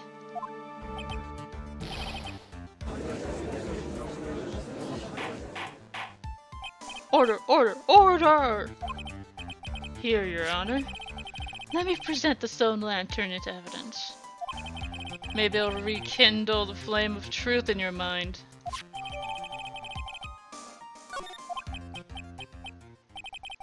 Why is the judge just sitting there with that look on his face? What's wrong, Your Honor? Was the flame too hot? This lantern. There's something written on it. Why? It's written in blood! Oh boy. So the judge didn't know about that yet. Written in blood? It says Maya upside down! What the? Oh yes, that's right. After being cornered and then stabbed by Mystic Maya, Mystic Elise didn't fall down right away. She must have been writing on that stone lantern behind her, with the blood that was draining out of her body.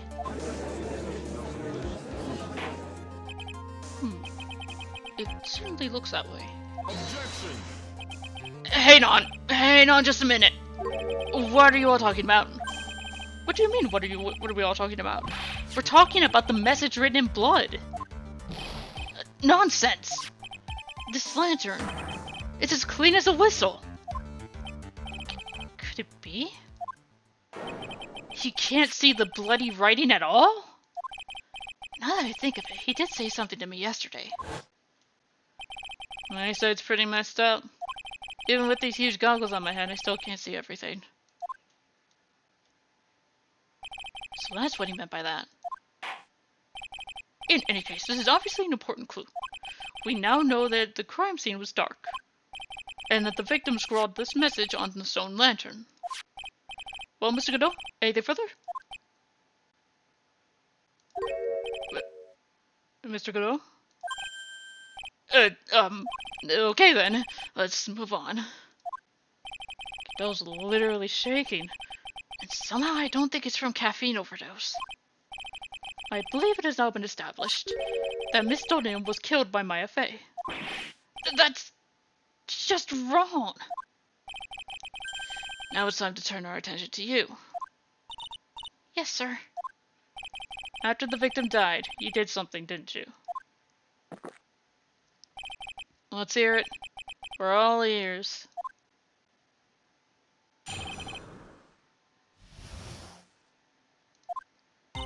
After Mystic Elise died, I called out to Mystic Maya.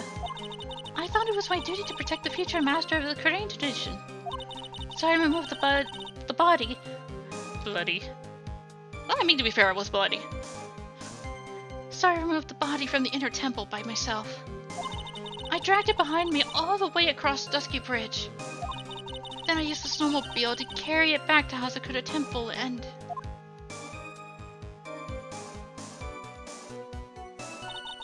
I used the Shichito to alter the way the wound looked.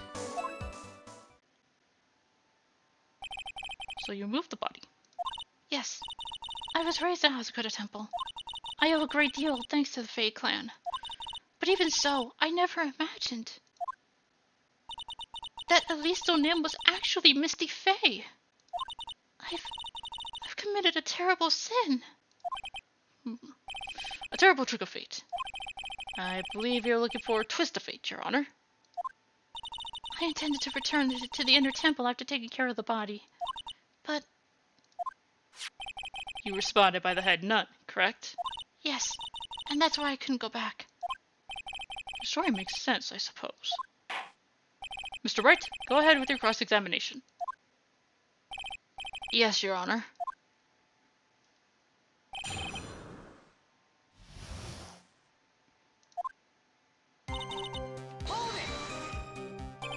So you waited until everything was over before making a move? No, it's not like that. Objection! She saw someone murdered right in front of her eyes. It's not surprising that she was a little timid. Yes, I suppose that's true. Sometimes when I'm watching lawyers argue back and forth with each other, I feel so helpless that I just sit quietly and wait for them to reach a conclusion. Isn't it your job as the judge to mediate the argument? It wasn't until Mystic Maya saw me that it finally dawned on me what she had done.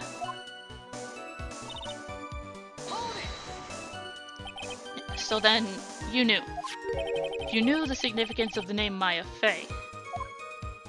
Yes, of course I did. That's odd. I mean, Sister Bikini didn't recognize Maya's name, let alone her position. Anyway, she was a very special person indeed.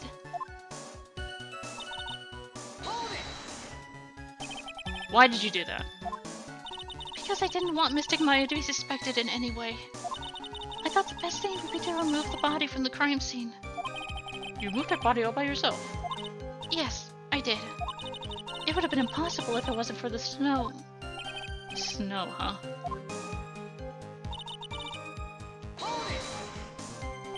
It's pretty amazing you can make it all the way across. It's a rickety old bridge.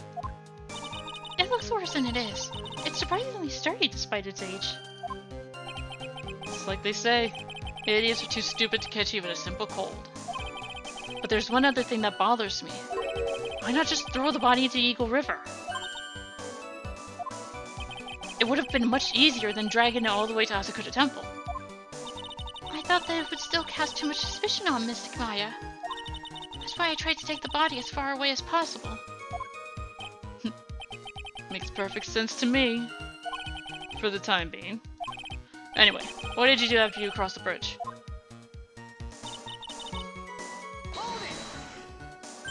The snowmobile. I knew that would show up sooner or later. Yes, I had the key.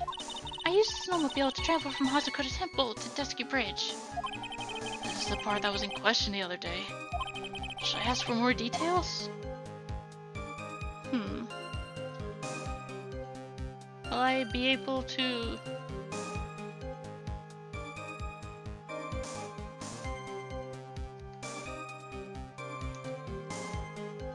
I'm really curious. Yeah, about the tracks.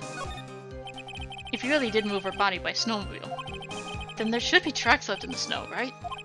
Well, yes, naturally you would expect tracks. This picture was presented at yesterday's trial. Are these tracks from that ride? Yes, I think they are. But I can only see one set of tracks here. I don't see what's so strange about that. Snow was still falling when I left Hazakota Temple. I see. Snow was still falling, And when the murder took place, it had already stopped. That's why there were such fresh-looking tracks. How about it, Mr. Wright? What do you think about this testimony? It's important. When the murder took place, the snow had already stopped? That doesn't make sense if you stack it up against the other evidence. Your Honor, I'd like the statement Iris just made to be added to the testimony. But does it have something to do with the case? All will be made clear if you allow her statement to be added to the record. This should be fun. You, let's get the snow business cleaned up, shall we? Yes, sir. Where's the weather report? Here we are. What?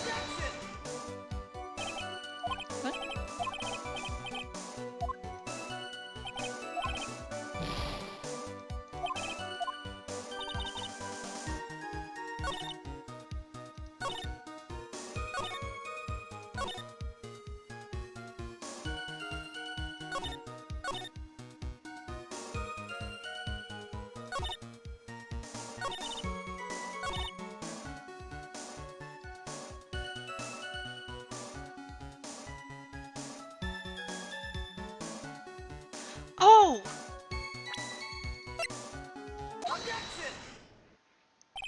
You claim that the snow had already stopped when the murder occurred. But I'm sorry, Iris. That just isn't possible. What? This is the weather data from the night of the murder. According to this, the snow didn't stop until 10:50. But you couldn't have crossed Dusky Bridge at that time. Why do you say that? Because 5 minutes before the snow stopped, Dusky Bridge was struck by lightning and it caught on fire. What did you say? The bridge? It was on fire? You don't mean to say you didn't know about it. It was because of that lightning strike that the bridge burned down. What? But it can't be. It looks like you still haven't figured it out. No matter how hard you try to deceive or conceal the truth, you can't pull the wool over the eyes of a real defense attorney.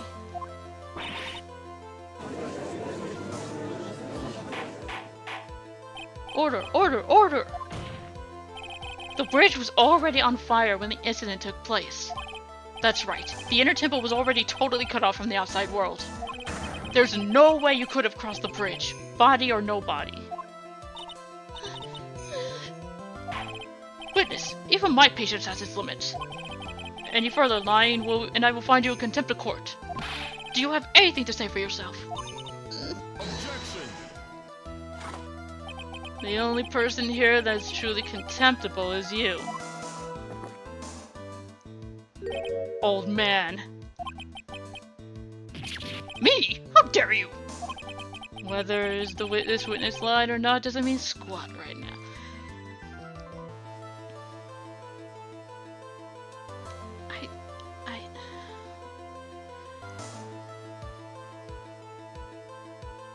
Look, Godot's been a pain in my ass this entire game, but I think this is the worst of it. Even Fran was more helpful in the final case in the final case of her game. And Phoenix, as well. Although technically before the 5th case was added, the last case he was a defendant, so... Squat! The important thing now is to find out the truth. Isn't that right? But to learn the truth, you need to get rid of the lies, you fucking idiot!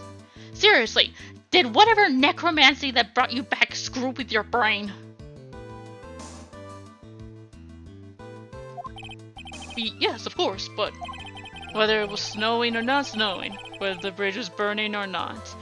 The bridge burning is a pretty important thing. There are two facts that can't be disputed. First, the body of Elise Donim was discovered in the Hazakura Temple courtyard. And second, the head nun, Sister Bikini, witnessed Iris desecrating Elise Donim's body. She makes a good point, on both accounts. That's right. I'm not lying. What are you claiming this time? I wasn't myself at all that night. So my memory is still somewhat hazy. You have stood at that witness stand and testified this entire time. Are you telling us now that your memory of that night is hazy? Objection. It's only human to err. If you're so perfect, right? Maybe you can explain this for the court. What is it? When the murder happened, the bridge had already burnt down. But somehow the body traveled across the bridge and was found in the temple courtyard.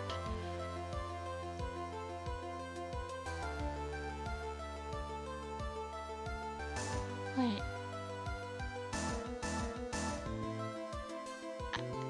How though? Perhaps you have some kind of perfect explanation for this little magic trick? Well, not exactly. No. I know there must be some other way she got across that burnt out bridge. But unless I can somehow demonstrate it, we'll never know the truth. It looks like the defense is not prepared to offer a suitable explanation. See what I mean? In other words, you are in no position to suggest that this lady's testimony isn't the truth.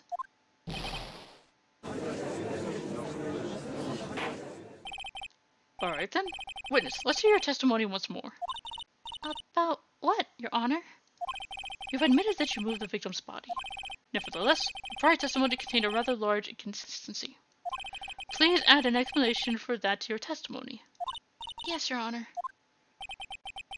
Will this be our final testimony?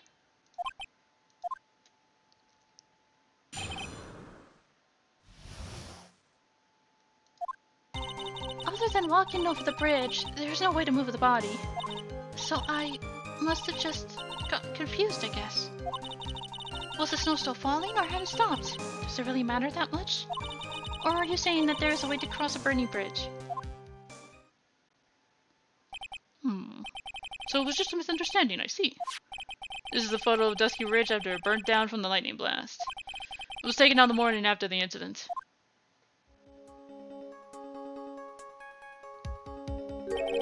It certainly was burnt to a crisp, and one of the suspension wires even snapped. It's amazing the whole bridge didn't fall.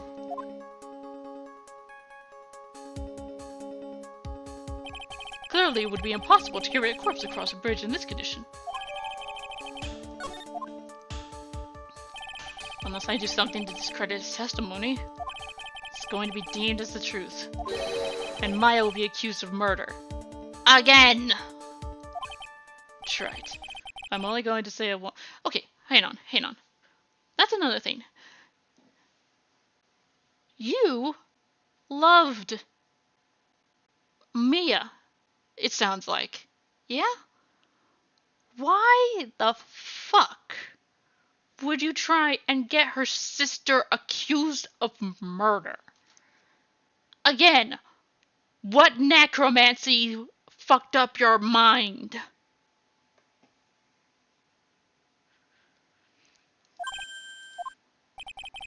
It's only human to err. And only humans can spot the error of our ways. More sense he makes, less sense he makes. Alright, Mr. Wright, please begin your final cross-examination. This wasn't a testimony. This...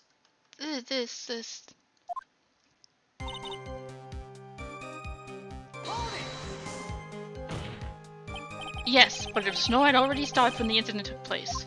I couldn't have crossed the bridge, naturally. think it's just like Mr. Goodell said. And the body did make it across somehow.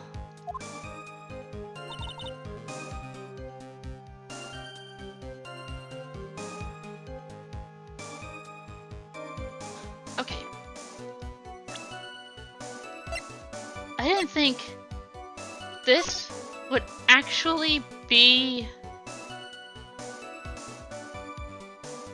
a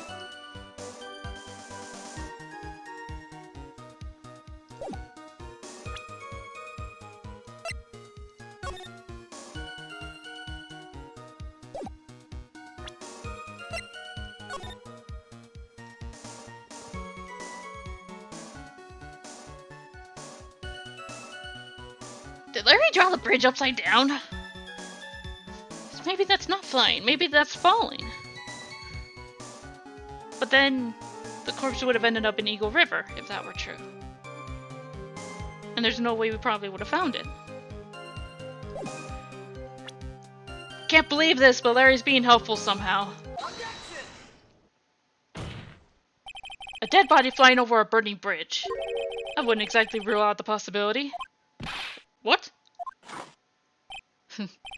You're saying it's possible? Don't make me laugh. It's called a zip line. Have you heard of it? The only thing that's possible about your claim is that it's been pulled out of thin air. I don't know about that.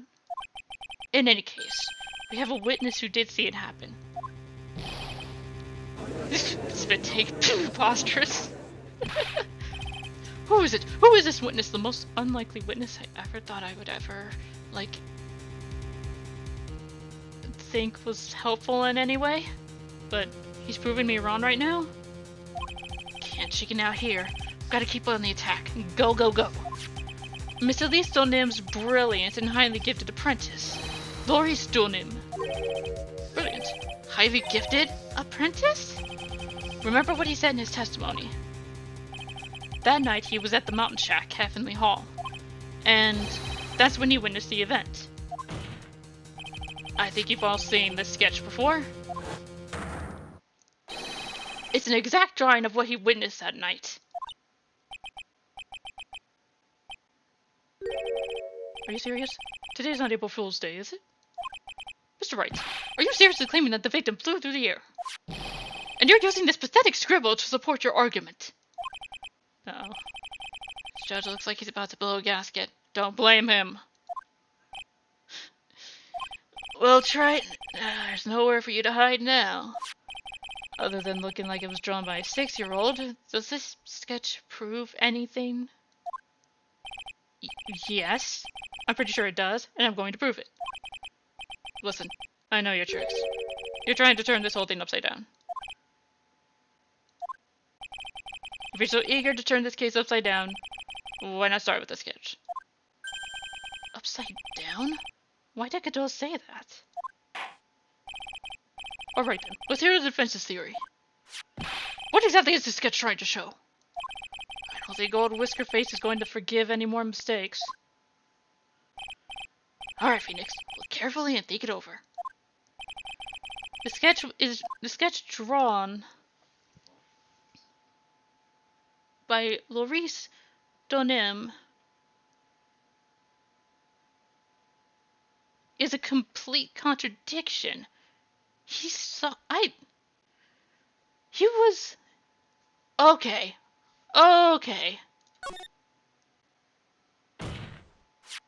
Something is obviously funny about this sketch. I'm no art critic, but even I can see that. No, that's not what I mean, Your Honor. Laurice Donim stated it over and over. That this sketch was exactly as he saw it. Upside down! However, if we're to believe his testimony, then the sketch contradicts reality as we know it. It contradicts reality? This is getting interesting. Looks like you're back to that finger-pointing thing again. Okay, Trite.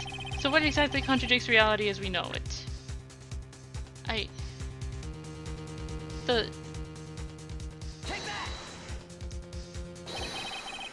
It's It's this wire connected to the bridge.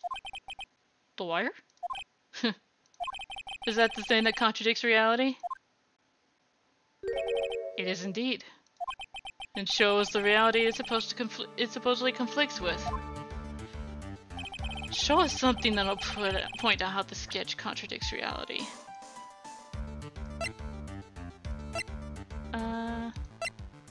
Well, this, obviously. That's a photo of Dusky Bridge, correct? Yes. Now, compare the sketch and the photo for a minute. In the sketch, the wires appear to be above the guard wires. But on the actual Dusky Bridge, jumping Jehoshaphat!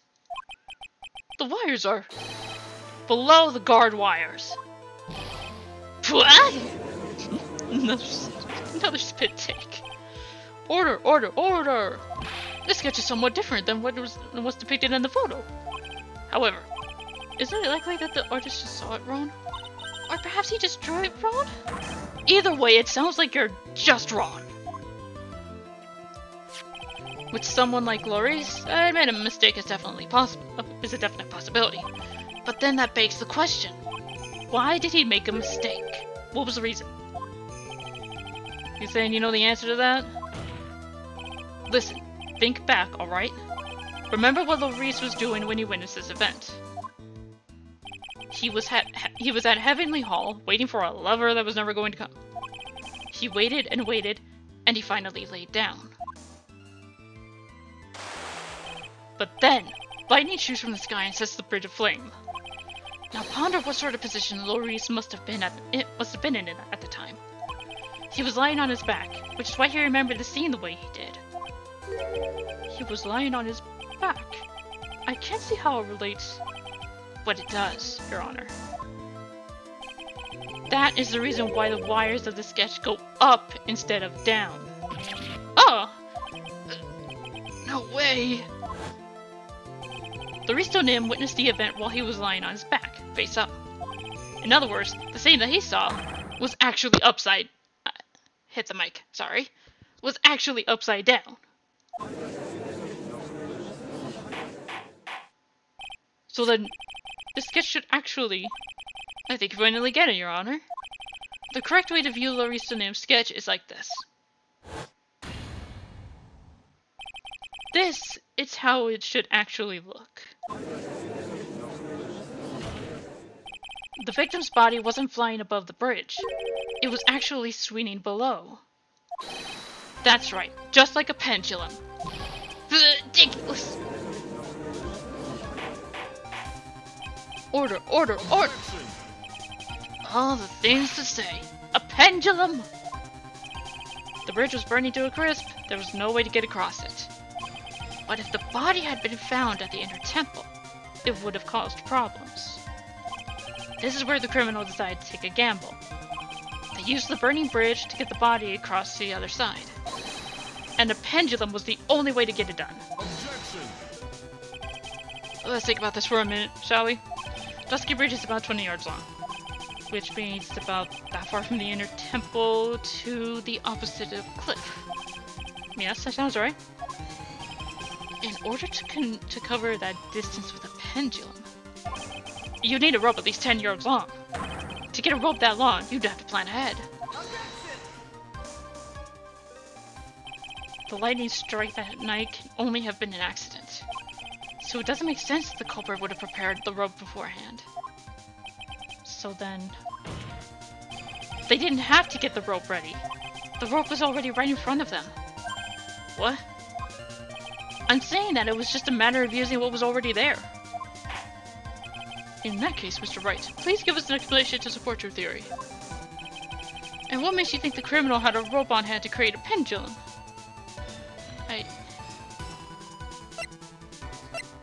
Hello?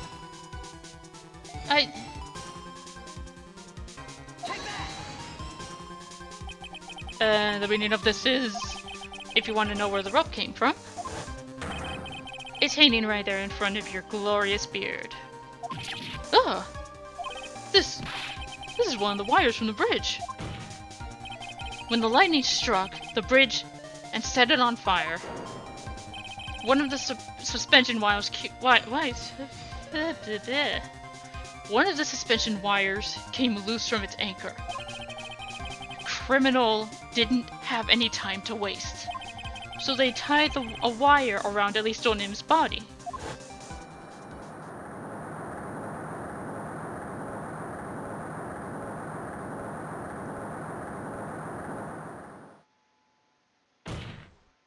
Because there was simply no other way to move the body.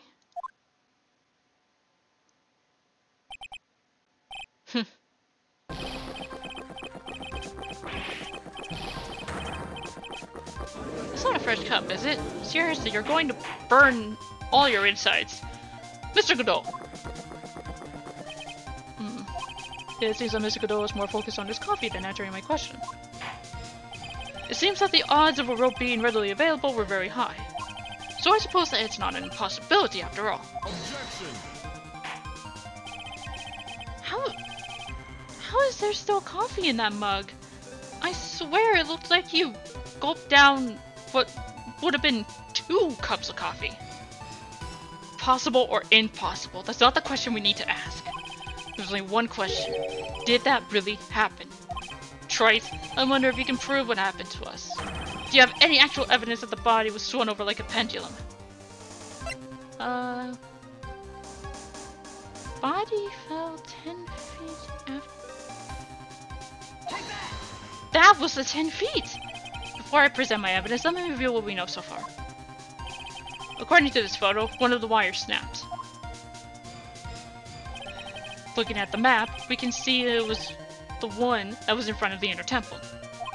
So then, that was the spot where the criminal... Yes, precisely. Now, let's consider the body's movement by looking at the overhead map again. If the body was pushed from this point here, it would drop on the opposite bank at approximately this point. Did you say drop? Well, they must have failed to catch the body on the other bank. What made you think something like that happened?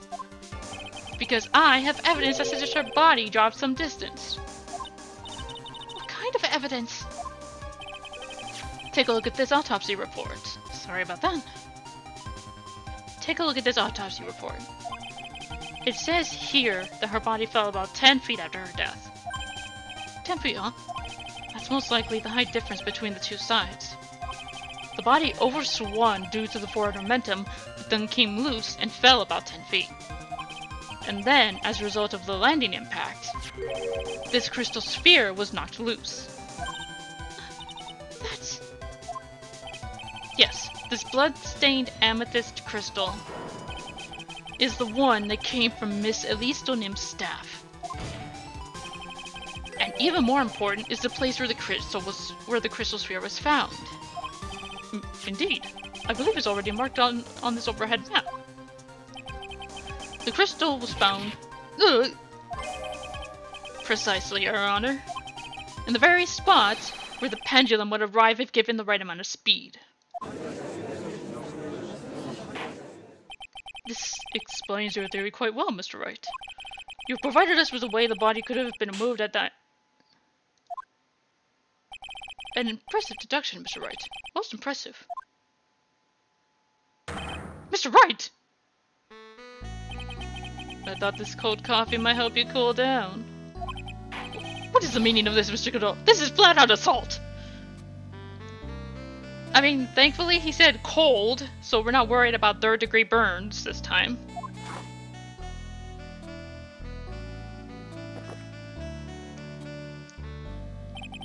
That was a dark and bitter guess that you made, Trite. But you forgot about one thing. Oh, and what would that be? The aroma.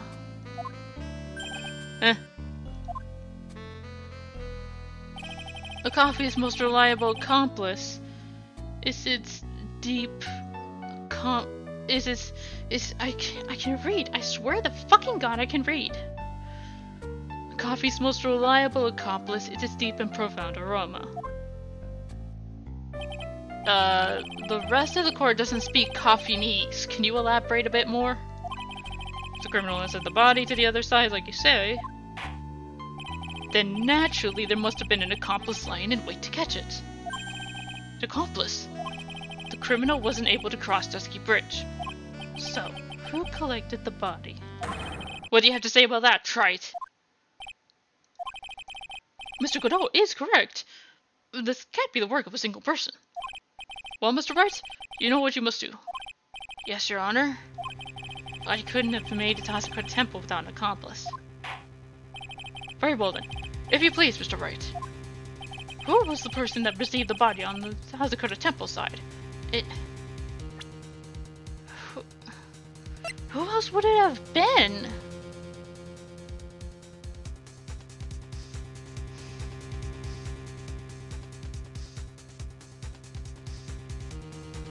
Oh boy, we're digging here deeper. It can only be you, Sister Iris. Huh? But come on, girl, you were just talking about how you got rid of the body in the first place. Why are you freaking out now? I don't see why you're so surprised. The only way to transport the body from Dusky Bridge is by snowmobile. But with her bad back, Sister Bikini could never pick up a body like that. You're the only one who could have managed it. Objection. Right. Were you even listening to the witness's testimony? On the night of the crime, this little cutie pie was on cleanup duty in the Inner Temple Garden after the mother-daughter bloodbath. I haven't forgotten, but have you, Mr. Godot? This witness was also seen at Hazakura Temple, desecrating the corpse of the victim. Strange indeed. It's almost as if, on that night, the defendant was in two different places at the same time. Sister Iris, let me ask you something. Why didn't you mention it when you first gave your testimony? Mention what? The pendulum, of course. Using this sketch drawn by an eyewitness, I have established how the body was moved using the burnt-out bridge. Which means it's not a fact that this occurred, something you should have already known. No, I had no idea. I didn't know anything about a pendulum. But the body couldn't have been passed along to the other side without your help. So you should have known about it. In fact, it'd be impossible for you to be clueless about this whole thing.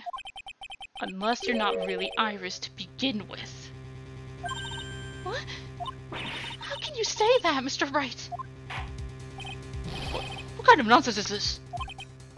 You're saying this witness isn't Iris of Hazakura Temple? Objection. Are you serious, Trite? You mean this woman is Dahlia? There's no one besides Iris that could have received the corpse that night. Now I get it. Now I know why I've been sick to my stomach this whole trial. Why her whole demeanor changed so suddenly from yesterday. And why she's trying to pin this murder on Maya. The woman that's standing there at the witness stand. Her real name is...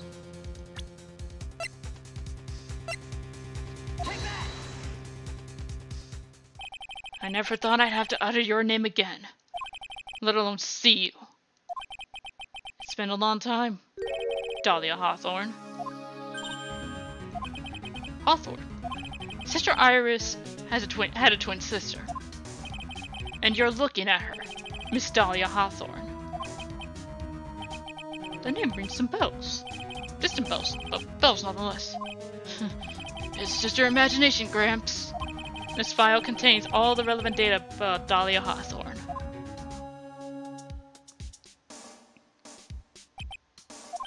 Oh, yes, I remember now. That case. 5 years ago. My name is Dahlia Hawthorne. I just want to say, it's an honor for me to be here in your noble presence. The honor is all mine! No, the honor is all mine!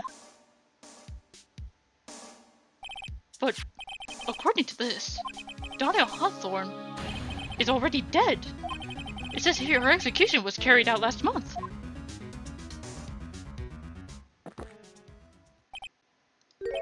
So what? Death has no meaning in this courtroom. What? Order! Order! Order! Wait a moment! How can you... My sister! She's already dead! What kind of...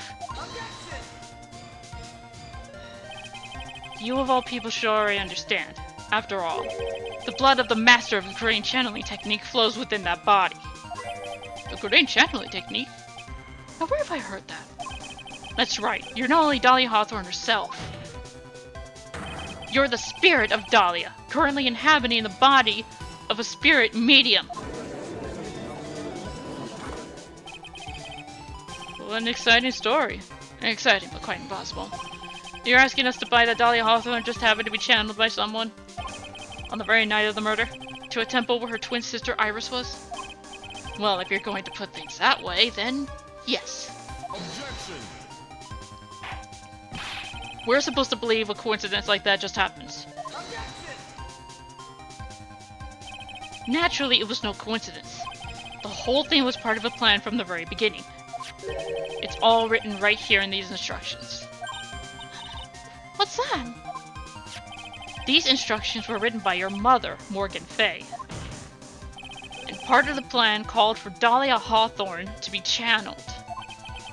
That night, there were 2 irises at Hazakura Temple. 2 of them? Even the time of the channeling was planned out. As soon as you hear the lights out bell, in other words 10 p.m. However, Iris was seen before dinner time. That means the Iris that was at dinner was the real Iris. And the Iris who gave me this hood in the main hall was also the real Iris. Meaning that the Iris Sister Bikini saw at the inner temple was someone else dressed as her, namely one Dahlia Hawthorne. Objection! Do you even know what you're saying, Trey? This whole channeling the spirit of Dahlia Hawthorne business? Yes, it's true that you found plans to talk about it. However, there's one thing that's perfectly clear.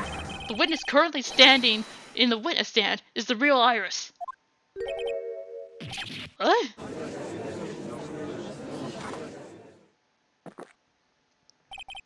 Calm down and remember what you know about the night of the crime. After meeting Sister Bikini and Dahlia Hawthorne that had been channeled, would have been stranded at the inner temple due to the lightning strike.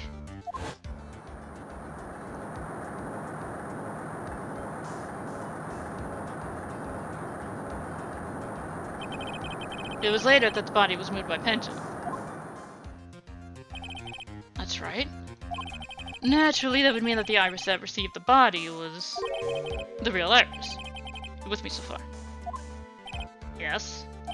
After being notified of what happened, the police came to Hazakura Temple's main hall. There they found Iris in her room and arrested her. And ever since, she's been under police supervision at the detention center. Yes, I suppose. Can't deny any of that. Thank goodness. It looks like he's finally convinced. But something still seems off. Way off. I'm still not convinced that the Iris here is the same one from the other night. I suppose you're about to say something really ridiculous.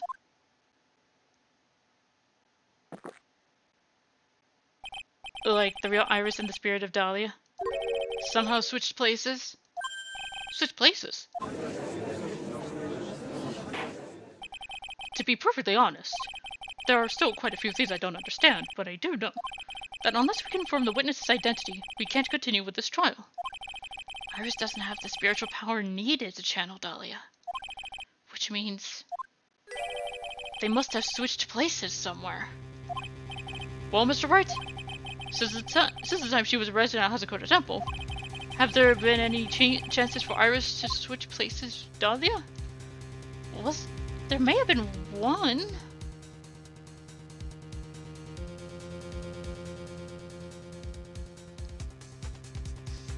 Oh, shit, the earthquake! Your Honor, I think there might have been one chance. Oh? Explain yourself. Yesterday, for a few minutes, Iris's whereabouts were unknown. Unknown? What do you mean? What I mean is, there was a span of time in which Iris was able to move about freely, unsupervised. Well, who was it? Who would give a murder suspect time to move about freely like that? I'm sorry. You didn't mean to. It wasn't your fault. The person who gave Iris the chance to freely move about was... poor Edgy. This is... Mr. Edgeworth, isn't it? Your Honor, there was a fairly large earthquake yesterday, was there not? An earthquake?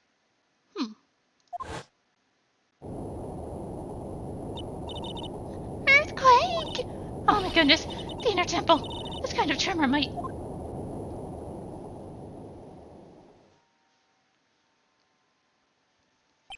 How could I have? She fled. She escaped. We went to the inner temple right away. And it's true Iris was already there. However, they had already switched places by that point in time. When I arrived at the training hall, I was met by none other than Dahlia Hawthorne.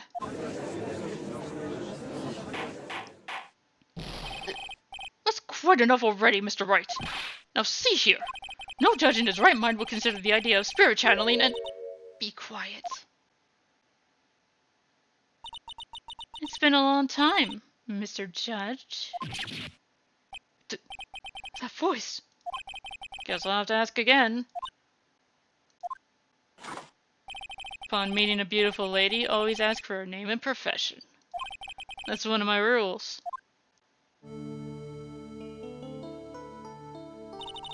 Dahlia Hawthorne.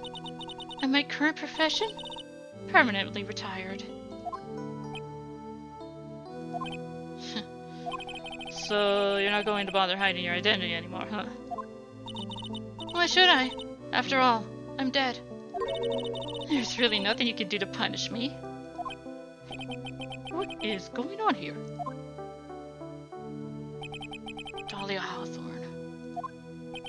I never thought we'd meet again. I never thought we'd meet like this. This time, I'll end it. For her and for myself.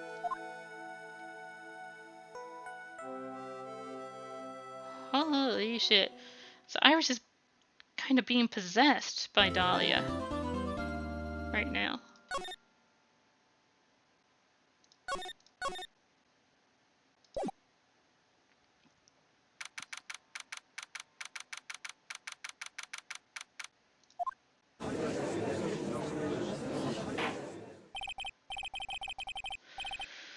Oh boy.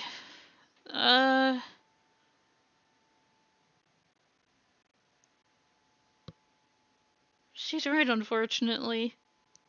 How do we punish someone who's dead? Besides an exorcism. Maybe a curse to send them to hell. Oh!